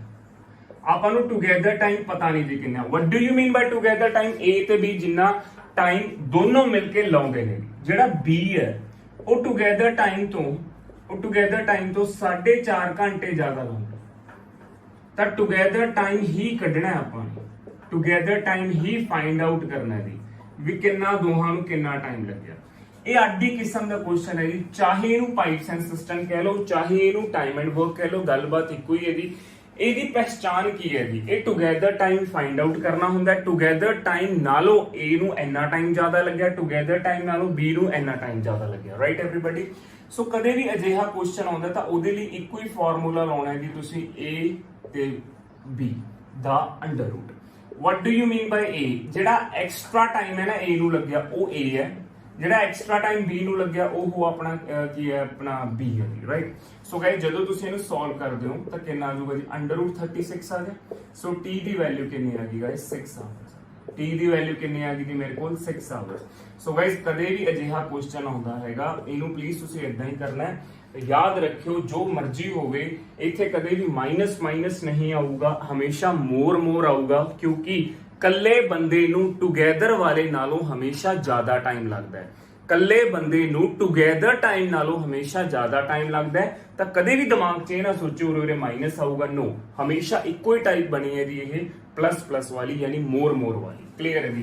सो गाइस ये याद रखियो, ये कोई भी शॉर्ट ट्रिक जे आपां कह रहे हैं कित्थों बनिया, थोड़े दिमाग किसी दे भी दिमाग च आउंदा जी ये कित्थों बनिया, ਜਦੋਂ ਆਪਾਂ ਇਹਨੂੰ ਕਿਸੇ ਵੱਡੇ ਫਾਰਮੂਲੇ ਨਾਲ ਕਰਦੇ ਆ ਉਹਦਾ ਲਾਸਟ ਸਟੈਪ ਇਹ ਹੈ। ਸੋ ਤੁਸੀਂ ਹਮੇਸ਼ਾ ਤੋਂ ਇਹ ਵਾਲੀ ਚੀਜ਼ ਟਰਾਈ ਕਰਨੀ ਹੈ। क्लियर है जी। और ये क्वेश्चन किथे किथे अप्लाई होगा अजिहे क्वेश्चन मैथड सॉरी राइट। चलो जी 11th नंबर क्वेश्चन करते हैं जी एवरेज स्पीड का क्वेश्चन है जी अपना।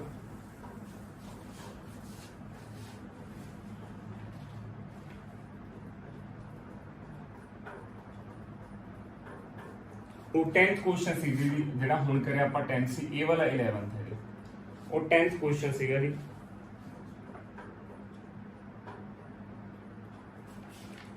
और 10th क्वेश्चन से 11 होने दी। A car travel for the first 1/3 at a certain distance at the speed of 10 for the next 1/3, 20 for the next 1/3, 60 the average speed of the whole journey।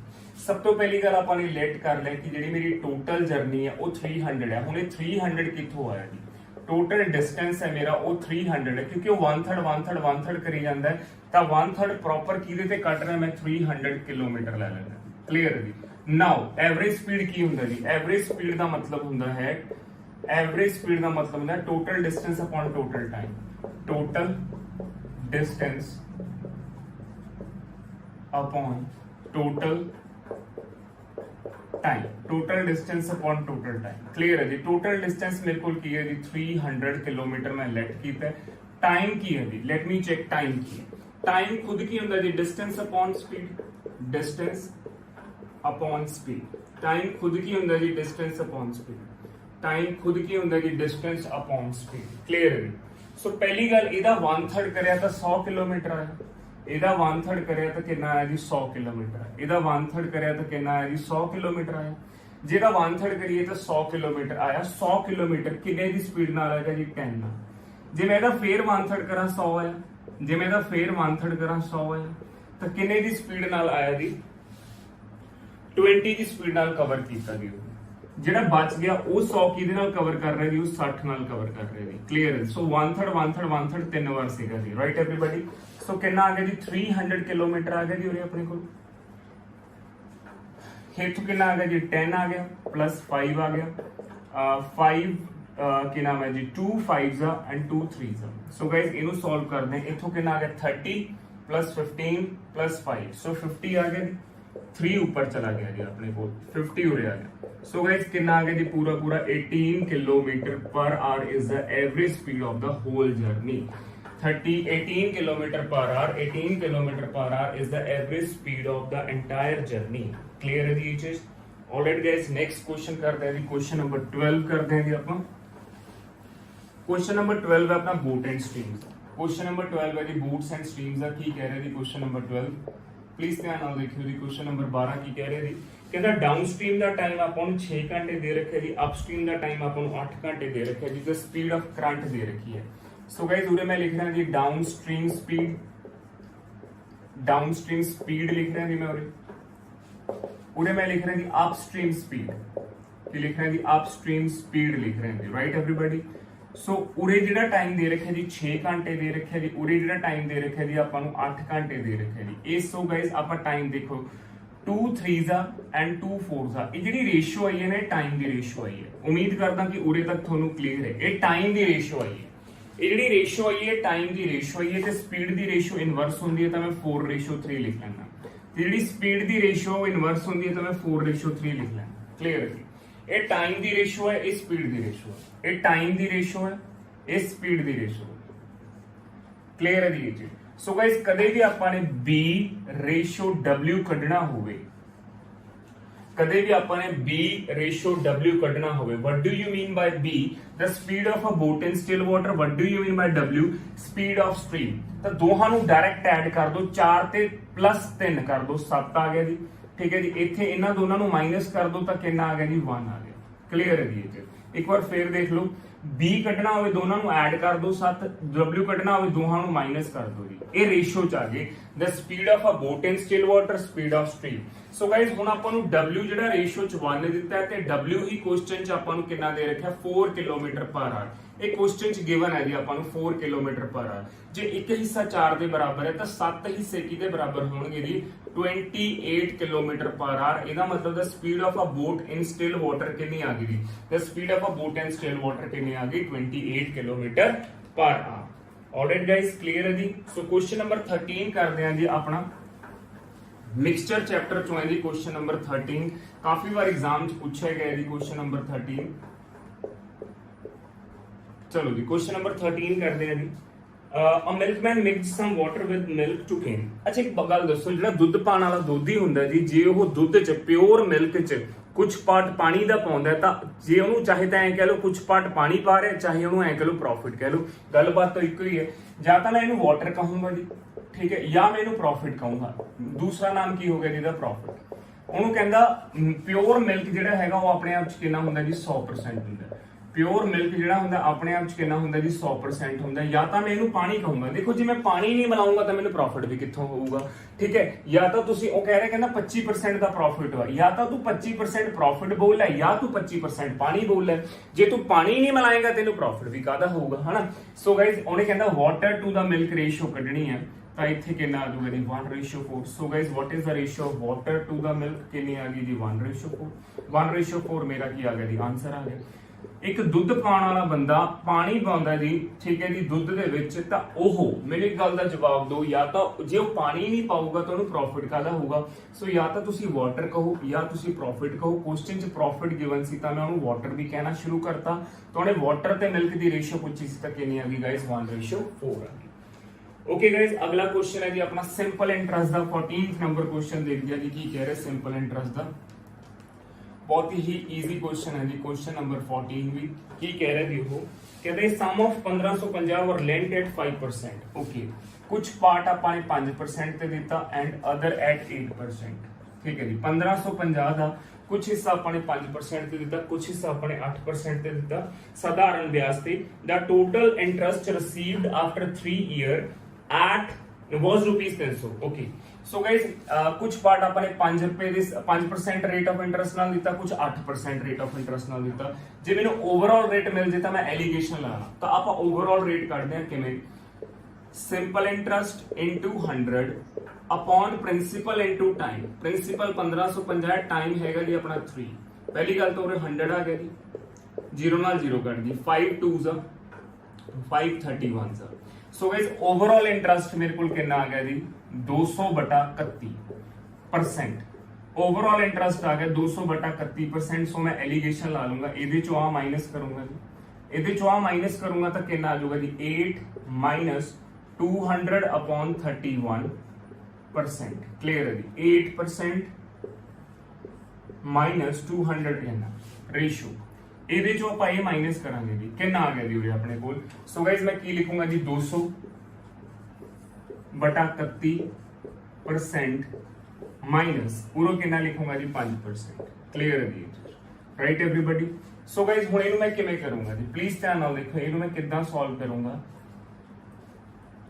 कितना आ गया जी 8 यानी 248 248 चो 200 गए 48/31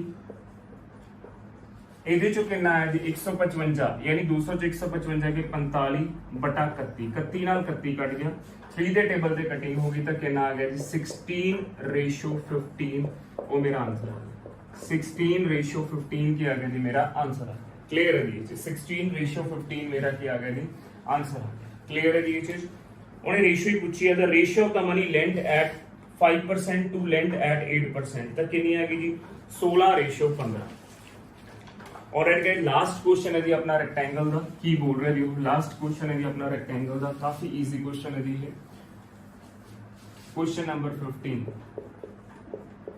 ਕੀ ਕਹਿ ਰਹੇ ਜੀ ਉਹ ਰੈਕਟੈਂਗਲ ਦੇ ਕੁਐਸਚਨ ਤੋਂ ਲੈਂਥ ਤੇ ਪੈਰੀਮੀਟਰ ਦੀ ਰੇਸ਼ੀਓ ਦੇ ਰੱਖੀ ਆ ਇੱਥੇ ਮੈਂ ਲਿਖਿਆ ਲੈਂਥ ਤੇ ਪੈਰੀਮੀਟਰ ਦਾ ਪਰਿਮਾਪ ਸਾਰੀਆਂ ਸਾਈਡਾਂ ਦਾ ਜੋੜ ਉਹ ਕਿੰਨੀ ਦੇ ਰੱਖੀ ਹੈ ਜੀ 5/18 5/18 क्लियर है जी 5/18 दे रखी है जी ratio so guys cross multiply करांगे 18l है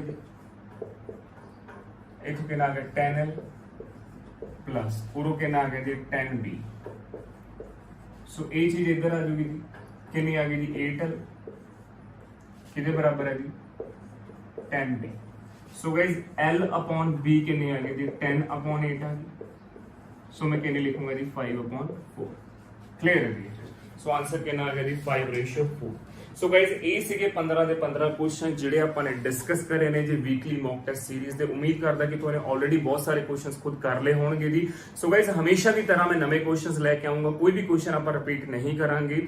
ਸੋ ਗਾਇਜ਼ ਨਵੇਂ ਕੁਐਸਚਨਸ ਲੈ ਕੇ ਆਵਾਂਗੇ। ਵੀਕਲੀ ਮੌਕ ਟੈਸਟ ਸੀਰੀਜ਼ ਹੈ, ਤੁਹਾਨੂੰ ਇਹ ਕੁਐਸਚਨਸ ਜ਼ਰੂਰ ਬੈਨੀਫਿਟ ਕਰਨਗੇ ਹਰ ਇੱਕ ਸਟੇਟ ਐਗਜ਼ਾਮ ਦੇ ਲਈ। ਸੋ ਮਿਲਦੇ ਹਾਂ ਗਾਇਜ਼ ਨੈਕਸਟ ਵੀਕ ਨਵੇਂ ਕੁਐਸਚਨਸ ਦੇ ਨਾਲ। Thank you so much, till then all the very best.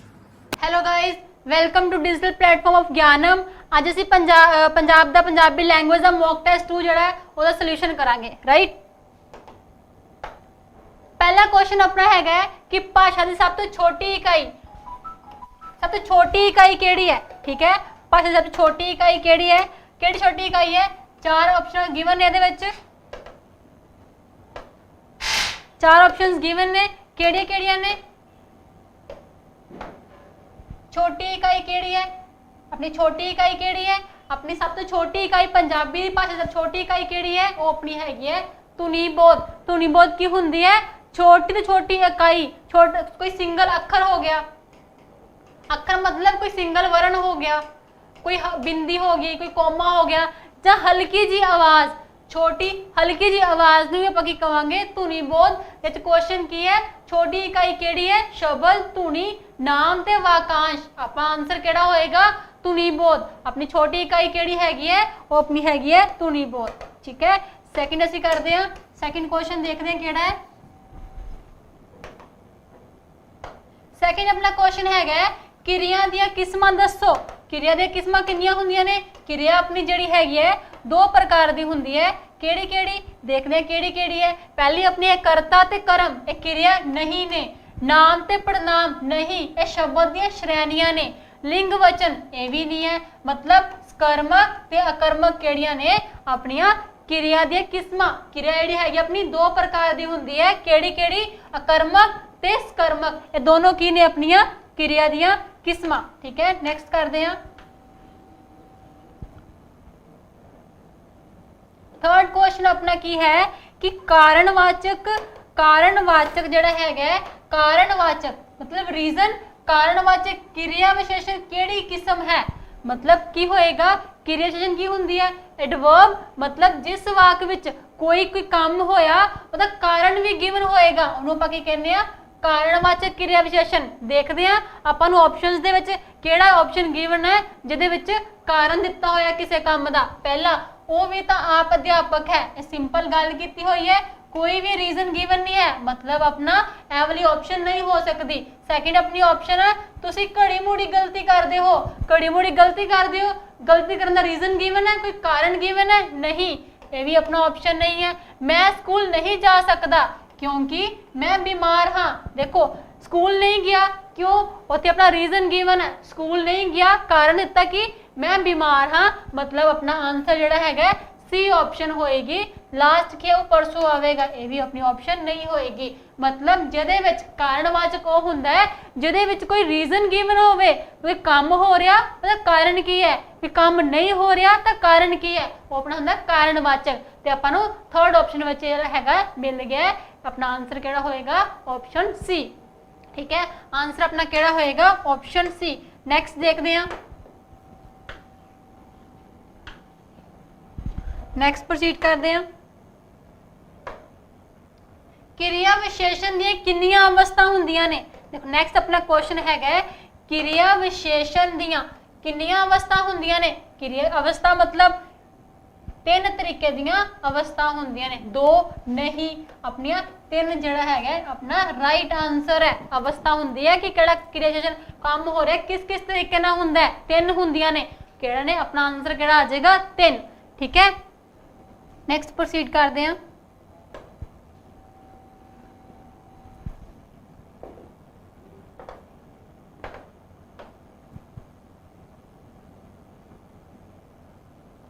अगला अपना आंसर है क्वेश्चन है जेड़े शब्द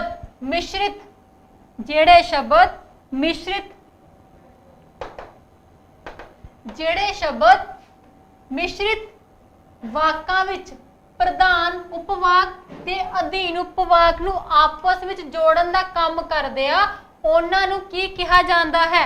ਦੇਖੋ ਜੋ ਆਪਣੇ ਆਪਸ਼ਨਸ ਚੈੱਕ ਕਰਦੇ ਆ, ਯੋਜਕ ਦਾ ਵੈਸੇ ਤਾਂ ਵਾਕਾਂ ਨੂੰ ਜੋੜਨ ਦਾ ਕੰਮ ਕਰਦਾ ਹੈ, ਉਹਦੇ ਵਿੱਚ ਕੋਈ ਗਿਵਨ ਨਹੀਂ ਹੁੰਦਾ ਕਿ ਕਿਹੜਾ ਪ੍ਰਧਾਨ ਉਪਵਾਕ, ਕਿਹੜਾ ਅਧੀਨ ਉਪਵਾਕ ਹੈ, ਸਮਾਨ ਉਪਵਾਕ ਹੈ, ਕੁਝ ਗਿਵਨ ਨਹੀਂ ਹੁੰਦਾ।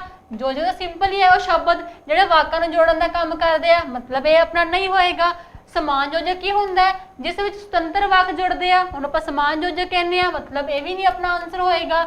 ਅਧੀਨ ਯੋਜਕ ਕੀ ਹੁੰਦੇ ਆ, ਅਧੀਨ ਯੋਜਕ ਦੇ ਵਿੱਚ ਜਿਹੜਾ ਹੁੰਦਾ ਹੈ ਮਿਸ਼ਰਿਤ ਵਾਕ ਹੁੰਦਾ ਹੈ, ਠੀਕ ਹੈ।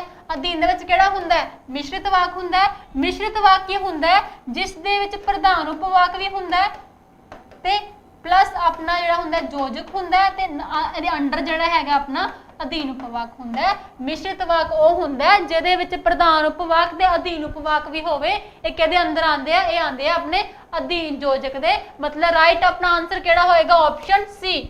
ਆਪਸ਼ਨ ਸੀ ਕਿਹੜਾ ਆਪਣਾ ਰਾਈਟ ਆਨਸਰ, ਠੀਕ ਹੈ। ਨੈਕਸਟ ਪ੍ਰੋਸੀਡ ਕਰਦੇ ਆ।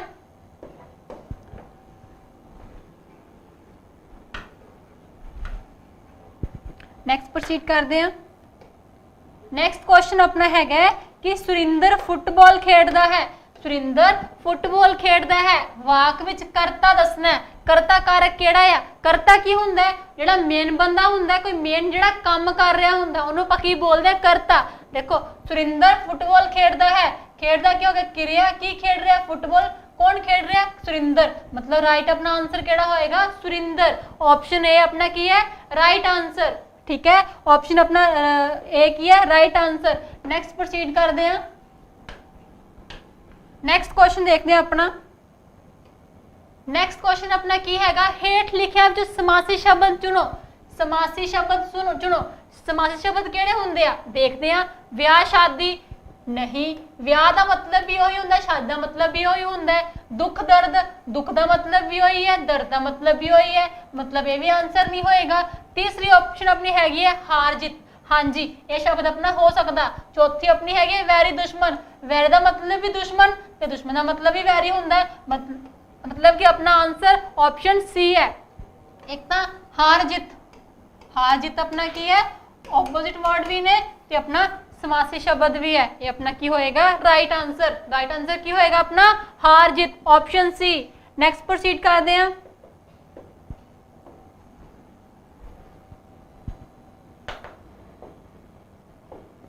देखो नेक्स्ट हैगा, शब्दां दा केड़ा जुट समानार्थक नहीं है।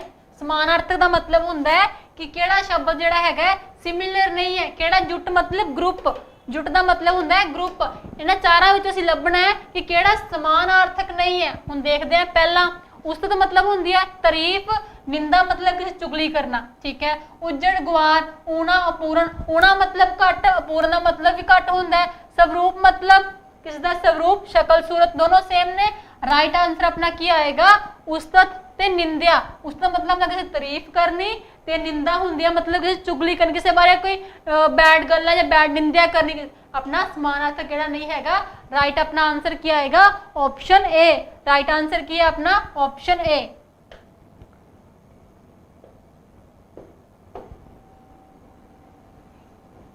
नेक्स्ट प्रोसीड करते हैं। नेक्स्ट अपना हैगा तुसी आप उस नाल नजिठो, केड़ा पड़नाम है। तुसी आप उस नाल नजिठो केड़ा पड़नाम है। देखते हैं प्रश्नवाचक च की हुंदा है, प्रश्न पूछण दी गल कीती जांदी है, इस दा प्रश्न पूछण दी गल नहीं कीती जा रही, मतलब ये अपना प्रश्नवाचक भी नहीं हैगा। निजवाचक, निजवाचक हाँ जी निजवाचक है। संबंधवाचक जोड़ना काम है, ये भी नहीं है। पुरखवाचक मैं, ये भी नहीं हैगा। ते आप जिहड़ा हैगा तुसी आप करता नाल आ रहा, करता नाल आके जिहड़ा वरत्या जावे उहनूं आपां की कहने आ निजवाचक पड़नाम। आप जिहड़ा हैगा की होएगा अपना निजवाचक पड़नाम। तुसी आप उस नाल नजिठो, केड़ा पड़नाम है अपना निजवाचक पड़नाम। आप अपना निजवाचक पड़नाम है, ठीक है। नेक्स्ट प्रोसीड करते हैं। अखान है अपनी, ठीक है। अखान है अंदर होवे सच, अखान नूं असीं पूरा करना है। नॉर्मली आपां यूज करते हैं अंदर होवे सच तां कोठे चढ़ के नच। देखते हैं केड़ी केड़ी ऑप्शन है। पहली भी नहीं हैगी, सारण नहीं, नहीं मतलब डी जिहड़ा हैगा अपना राइट आंसर है। अंदर होवे सच तां कोठे चढ़ के नच, इहदा मतलब कि जे ਕੋਈ ਵੀ ਗੱਲ ਸੱਚ ਹੈ, ਤੁਹਾਨੂੰ ਕਿਸੇ ਦਾ ਡਰ ਨਹੀਂ ਆ, ਠੀਕ ਹੈ, ਤੁਸੀਂ ਬੇਖੌਫ ਹੋ ਤਾਂ ਯੂਜ਼ ਕਰਦੇ ਆ ਵਾਲੀ ਖਾਨ। ਕਿ ਜੇ ਅੰਦਰ ਹੋਵੇ ਸੱਚ ਤਾਂ ਕੋਠੇ ਚੜ ਕੇ ਨੱਚ ਕੇ ਤੁਹਾਨੂੰ ਸੱਚ ਕੋਈ ਜੋ ਵੀ ਗੱਲ ਸੱਚ ਹੈ, ਕਿਸੇ ਗੱਲ ਦੇ ਡਰਨ ਦੀ ਲੋੜ ਨਹੀਂ, ਤਾਂ ਇਹ ਯੂਜ਼ ਕਰਦੇ ਆ ਇਹ ਅਖਾਨ, ਠੀਕ ਹੈ। ਉਸ ਟਾਈਮ ਕੀ ਯੂਜ਼ ਕਰਦੇ ਆ ਇਹ ਵਾਲੀ ਅਖਾਨ, ਜਦੋਂ ਤੁਹਾਨੂੰ ਕਿਸੇ ਵੀ ਗੱਲ ਦਾ ਡਰ ਨਾ ਹੋਵੇ, ਬੇਖੌਫ ਹੋਵੋ ਤਾਂ ਯੂਜ਼ ਕਰਦੇ ਆ ਅੰਦਰ ਹੋਵੇ ਸੱਚ ਤਾਂ ਕੋਠੇ ਚੜ ਕੇ ਨੱਚ, ਇਹ ਆਪਣੀ ਅਖਾਨ ਹੈ। ਨੈਕਸਟ ਪ੍ਰੋਸੀਡ ਕਰਦੇ ਆ। ਨੈਕਸਟ ਆਪਣੀ ਹੈਗੀ ਹੈ ਸਧਾਰਨ ਵਾਕ ਦੀਆਂ ਕਿੰਨੀਆਂ ਕਿਰਿਆਵਾਂ ਹੁੰਦੀਆਂ ਹਨ। ਸਧਾਰਨ ਵਾਕ ਦੇ ਵਿੱਚ ਕਿੰਨੀਆਂ ਕਿਰਿਆਵਾਂ ਹੁੰਦੀਆਂ ਹਨ। ਸਧਾਰਨ ਵਾਕ ਵਿੱਚ ਇੱਕ ਹੁੰਦੀ ਹੈ ਹਾਂਜੀ, ਦੋ ਜਿਹੜੀਆਂ ਹੁੰਦੀਆਂ ਸੰਯੁਕਤ ਵਾਕ ਵਿੱਚ ਹੁੰਦੀਆਂ ਨੇ, ਤਿੰਨ ਇਹ ਵੀ ਨਹੀਂ ਹੈਗਾ, ਚਾਰ ਵੀ ਨਹੀਂ ਹੈਗਾ। ਮਤਲਬ ਰਾਈਟ ਆਪਣਾ ਆਨਸਰ ਕਿਹੜਾ ਆ? Option A. ਸਧਾਰਨ ਵਾਕ ਵਿੱਚ ਸਿਰਫ ਔਰ ਸਿਰਫ ਇੱਕ ਹੀ ਕਿਰਿਆ ਹੁੰਦੀ ਹੈ। ਜਿਸ ਵਾਕ ਵਿੱਚ ਇੱਕ ਕਿਰਿਆ ਹੋਵੇ ਉਹਨੂੰ ਕੀ ਬੋਲਦੇ ਆ? ਸਧਾਰਨ ਵਾਕ। ਸਧਾਰਨ ਵਾਕ ਵਿੱਚ ਕਿੰਨੀਆਂ ਕਿਰਿਆਵਾਂ ਹੁੰਦੀਆਂ ਨੇ? ਇੱਕ, ਠੀਕ ਹੈ। ਨੈਕਸਟ ਪ੍ਰੋਸੀਡ ਕਰਦੇ ਹਾਂ। ਵਿਰੋਧੀ ਸ਼ਬਦ, ਵਿਰੋਧੀ ਸ਼ਬਦ ਮਲੀਨ, ਮਲੀਨ ਦਾ ਵਿਰੋਧੀ ਸ਼ਬਦ ਫਾइंड करना है। मलिन मतलब ਹੁੰਦਾ है अपवित्र, ठीक है। मलिन ਦਾ मतलब ਹੁੰਦਾ अपवित्र, संत नहीं, पवित्र हो सकता है, विचारी, सन्यासी। मतलब मलिन ਦਾ राइट आंसर अपना ਕਿਹੜਾ है? पवित्र। नेक्स्ट प्रोसीड करते हैं। समानार्थक शब्द दसना है। जागत, जागत ਦਾ मतलब ਕੀ ਹੁੰਦਾ है? जागत ਦਾ मतलब समानार्थक सिमिलर वर्ड फाइंड करना है। सिनोनिमस कह सकते हैं इनू, मुंडा, उठना नहीं, जागना नहीं, जगोना नहीं। जागत का मतलब है मुंडा, जागत का मतलब है मुंडा, जिहड़ा कि डोगरी उपभाषा विच यूज करदा है, यूज हुंदा है वर्ड जागत। जागत का मतलब हुंदा है मुंडा। नैक्सट देखते हैं अखंड पाठ नू, खंड पाठ किहड़ी उपभाषा विच बोलदे हन? खंड पाठ नू जिहड़े हैगे खंड पाठ जिहड़ा हैगा अखंड पाठ नू मालवे वाली साइड बोलते आ, मालवे वाली मतलब मलवई उपभाषा विच यूज करते हैं इनू। अखंड पाठ नू खंड पाठ जिहड़ा हैगा मालवे वाली साइड यूज हुंदा है। मतलब मलवई अपना की है? राइट आंसर, बाकी अपने की है? सही नहीं है, ठीक है। नेक्स्ट प्रोसीड करते हैं। Thank you so much guys. I hope तुहानू समझ आया होएगा। Everybody, welcome to this session by Gyan. I am Piyush Sardana, your buddy English language teacher. Guys, we are up to mock number 2 and आज देखते हैं English के mock session में क्या मिला आपको। बहुत ही सिंपल सा पैसेज था जिसके बाद 5 क्वेश्चंस फॉलो होने थे। आज की सच्चाई बताता है कुछ ये पैसेज, यू विल रिलेट, आप अच्छे से रिलेट कर पाएंगे इसको। In this work of incessant and feverish activity, feverish is very hyper and incessant is continuous activity, main के पास बहुत लिटिल टाइम है सोचने के लिए, काफ़ी कम टाइम है आइडल्स और ऑब्जेक्टिव्स को कंसिडर करने के लिए। फिर भी हम कैसे एक्ट करें प्रेजेंट में जब तक हम जानते ही नहीं कि हम कौन से रास्ते जा रहे हैं, क्या हमारी मंजिलें हैं, क्या हमारे ऑब्जेक्टिव्स हैं। कहता है ये तो सिर्फ पीसफुल एटमॉस्फेयर की बात है, यूनिवर्सिटी का जो पीसफुल एटमॉस्फेयर होता है ना जब हम कॉलेज में पढ़ते हैं, कि ये जो बेसिक सी प्रॉब्लम्स हैं इनको हम अच्छे से कंसिडर कर सकें। ये वही उसी टाइम की बात है सिर्फ जब यंग मैन और जो वुमेन है जो यूनिवर्सिटी में आज जिनके ऊपर लाइफ की जो प्रॉब्लम का बर्डन है वो कल पड़ेगा, वो लर्न करते हैं कि अपने ऑब्जेक्टिव्स और स्टैंडर्ड्स जो है वैल्यूज के उनको कैसे क्लियर करें कि भी नेक्स्ट जनरेशन के लिए भी कुछ होप हो। पास्ट जनरेशन ने बहुत अच्छे ग्रेट मैन प्रोड्यूस करे थे, लेकिन एज अ जनरेशन उसने तो वर्ल्ड को डुबोया ही है डिजास्टर में। कैसे?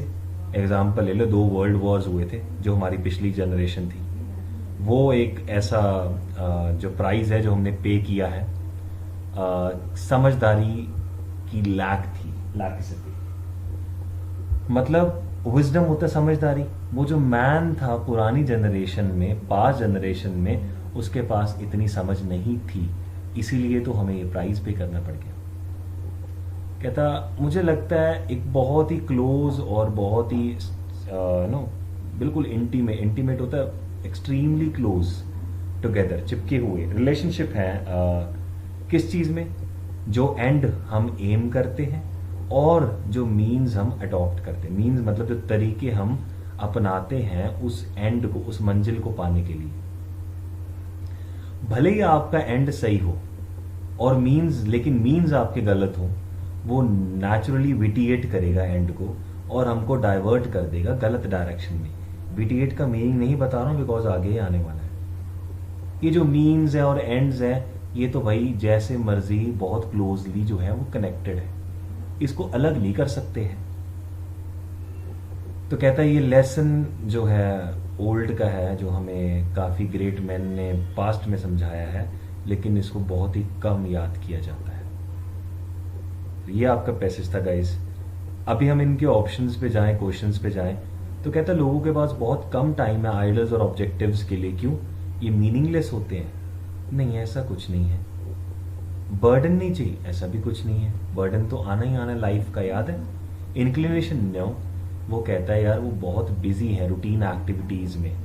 फीवरिश एक्टिव रहा था ना, बड़ा हाइपर एक्टिव सा चल रहा है, तो वो बहुत बिजी है उसी चीज में, right. Next question, burden of life problem. वो कहता है लाइफ की प्रॉब्लम्स का जो बर्डन है 4th-5th लाइन में, उससे वो क्या मीन करता है?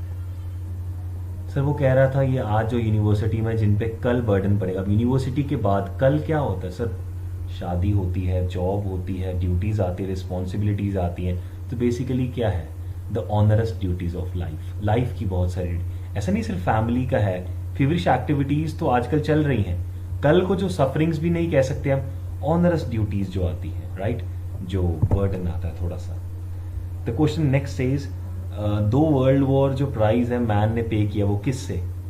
क्योंकि सर वो जो था उसने इग्नोर किया था आइडल्स और ऑब्जेक्टिव्स को। एक बार देखे जरा, विजडम एब्सेंट था, हम माना, लेकिन किस लिए? विजडम की? नहीं, क्योंकि वो ऑब्जेक्टिव्स को इग्नोर किया था। Not caring the life problem, no. अब देखो यहां से अब हम 2 कहते हैं, एक तो उसने इग्नोर किया था, एक ये किया था, दोनों जच रहे हैं ये, राइट। ये तो है नहीं फेवरिश एक्टिविटीज। अब देखो एक तो है केयर नहीं रखी कि लाइफ की प्रॉब्लम्स क्या है, एक है वो इग्नोर करता चला गया आइडल्स और ऑब्जेक्टिव्स। अभी कैसे बताएंगे हम? ये तो बहुत ही अच्छा क्वेश्चन है गाइस। 2 वर्ल्ड वॉर जो हमने प्राइज पे किया, क्यों, किस लिए? सर वो उसने बोला पास्ट जनरेशन ने अच्छा किया था लेकिन उसने डिजास्टर में किया था। डिजास्टर में मतलब 2 वर्ल्ड वॉर वो प्राइज है जो हमने पे किया है। तो it should be what? The absence of wisdom. वो डायरेक्ट बताया उसने, विजडम नहीं था तभी करके ऐसा हुआ है, नहीं तो नहीं हो। देखा देखने में कितना सही जच रहा है, लेकिन गाइज वर्ल्ड वॉर वाला सिर्फ एक ही लाइन है। So the answer has to be option A. लोग इसमें फंसे हैं, तभी मैंने ये आपको अच्छे से बताया है। According to the writer, adoption of wrong means even for the right end would. देखो वो कहता है कि ये बहुत ही क्लोजली रिलेटेड है। क्या? ये जो हमारा मोटिव है, एंड है जो हम एम करते हैं, और जो मीन्स हम अडॉप्ट करते हैं। भले ही एंड राइट हो, मीन्स रॉन्ग हो, तो वो हमको विटिगेट कर देगा और रॉन्ग डायरेक्शन में ले जाएगा। तो wrong means even for the right end would क्या करेगा? हमारा गोल नहीं आने देगा। सर ऐसा तो नहीं है। डिसऑनर लाएगा, प्रोग्रेस ना, हमको वो राइट पाथ से डिफ्लेक्ट कर देगा। आप पूछ रहे हैं विटिएट का मतलब सेकंड पैराग्राफ में, विटिएट द एंड। विटिएट का मतलब होता है डी बेस, हमको वहां से साइड कर देगा। अभी डी बेस का एग्जैक्ट मीनिंग देखो, एक होता है कि हमें पैसेज के थ्रू बताना है डी बेस का मीनिंग, एक होता है कि आपको वैसे बताना है। वैसे डी बेस का मतलब होता है क्वालिटी को रिड्यूस करना, और यहाँ पे वो जो हमारा एंड है ना, जो हम एम करते हैं, उसकी वैल्यू इतनी नहीं रहेगी, वो लोअर हो जाएगी। The answer comes out to be D base. Now अब ये आपके पास रीअरेंजमेंट आया गाइस। इट सेज आपको ठीक करना, force of habits serves to preserve order in life, right. अभी देखो यहाँ पे PRQ से स्टार्ट हो सकता है, अकॉर्डिंग टू ऑप्शन S से स्टार्ट नहीं होगा, ठीक है जी। तो बाई चांस मैं P से स्टार्ट करता हूँ। वैसे तो R से होना चाहिए क्योंकि 2 R है ऑप्शन में, देखो यहाँ भी R यहाँ भी R। P और Q से स्टार्ट होगा नहीं, चेक करें। मोर ओवर परे मारो, हैबिट की बात हो रही है, यहाँ फोर्स की बात हो रही है। फोर्स ने ही सर्व्स लगाया है ना, सब्जेक्ट 1 फोर्स है ना, तो फोर्स सिंगुलर तभी तो सर्व्स लगा है, यानी कि सिंगुलर की बात करेगा। ये तो फिर से हैबिट की बात करने लगे, अभी हैबिट की बात नहीं हुई है। हैबिट की बात तो यहाँ है, हैबिट फिर मोर ओवर हैबिट, राइट। तो it should B it, R से ही स्टार्ट हो गया जी। ये लो तीनों काट दिए, R से स्टार्ट हो गया, या तो B आंसर है या C आंसर है। R से स्टार्ट करें, फिर it also prevents any disruption of society. It क्या? Force of habit. उसके बाद या तो P आएगा या S आएगा। P लगाए, हैबिट के बारे में बता रहा है। S लगाए, पीपल ऑल्सो फॉलो देयर। अरे भाई कहां पे बात हो रही है S की? People also follow, it should B RP। चाहो तो चेक करो हैबिट। फिर उसके बाद एस, पीपल तो ये भी फॉलो करते हैं कितने भी अनप्लेजेंट हो, मोर ओवर हैबिट तो ये भी करती है, हेंस हैबिट हमको ये करती है। The answer comes out to be B. A man's duties are not purely public nor a women's purely private. ठीक है जी, ऑप्शन क्यू से स्टार्ट होना है, तो both have public as well as private duties. अब एस है R है, मोस्ट प्रोबेबली आंसर क्या होना चाहिए सर? आंसर क्यू एस होना चाहिए क्योंकि दो है। फिर भी एक बार पी को चेक करें, हिज पब्लिक, हिज की कहां बात हुई, उसने क्या बात करी क्यू में, बोथ की बात करी। फिर आप मैन की बात क्यों कर रहे हैं हिज, तो पी वाले को ऑप्शन को काट दें आप। ठीक है, अब बी वाला ट्राई करें, आर वाला लाइकवाइज, फिर वुमेन की बात कर रहा है, पहले बोथ की बात करें तो बोथ को छेड़ो, मैन की प्राइवेट ड्यूटी की बात कर रहा है, मैन की प्राइवेट ड्यूटी ये है क्यू आर। ठीक है, कहां गया क्यू आर, बस और है क्यू आर तो कट गया ना, क्यू एस है, ये रहा क्यू एस, ये रहा क्यू एस, एस लगाया ना, हाँ मैन प्राइवेट ड्यूटी। ठीक है, अब देखो मैन की प्राइवेट ड्यूटी ये क्यू एस लगा, उसके बाद आर के पी, वुमेन आ गई कि पी सर पी लगाते हैं ना, क्यों? क्योंकि वहां मैन की बात हो रही है तो आगे भी मैन की बात करेंगे, तो it should be Q S P R. This is the correct response. We need to play with options तो जाकर ठीक होंगे ये। सिंक्रोनस, ऑपोजिट बताना है, एंटोनिम्स बताना है। Synchronous is in a perfect order, जो क्लैरिफिकेशन में सिंक्रोनाइज कर रहे हैं मेल को, सब कुछ फेज्ड ऑर्डर में सजा रहे हैं, तो it should B not in phase. उल्टा बताना है ना आपको। पैल्ट्री, पैल्ट्री का मतलब क्या होता है सर? पैल्ट्री का मतलब होता है कोई भी चीज जिसकी कमी हो जाए, है ना, कम हो, तो इसका opposite something which is plentiful. Rectitude, rectitude का आप डायरेक्ट मतलब जानते हैं?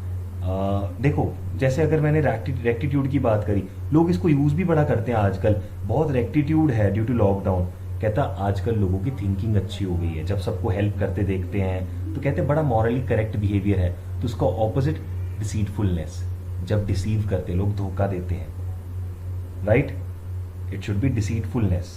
Moving on further, it says यहां पर आपके पास ईडियम फ्रेज वाला आया, India was in a pretty pass over the question of signing the CTBT. Now India जो था, क्वेश्चन था प्रेटी पास में था। प्रेटी पास का मतलब होता है something, somebody who is in kind of a, we can say in a difficulty, is called a pretty pass. The scenery of Kashmir, beggars description. अब ये beggars description क्या मतलब होता है? हमारी औकात से परे होना, उसको बताना, beyond the power of description. जैसे मैं बताऊं अपना, marrying Katrina Kaif is beggar description for me. Katrina Kaif के साथ शादी करना मेरी औकात से परे है ना। ऐसा नहीं है कि मतलब वहां जाएगा कौन, ऐसा नहीं, कर नहीं सकते, कर तो सकते हैं। चलो next is errors. Sunita sat quietly until after the bell had rang. Sir had लगा रहे हैं ना, वर्ब की थर्ड फॉर्म लगा, it should be rung, ring rang rung. The answer comes out to be C for it. Errors बच्चों वाले। Whom do you think, whom किसको, कौन, हु डू यू थिंक, कौन लगता है जिसको रिस्पॉन्सिबल हमें करना चाहिए, it should be who. Option number A for this, right?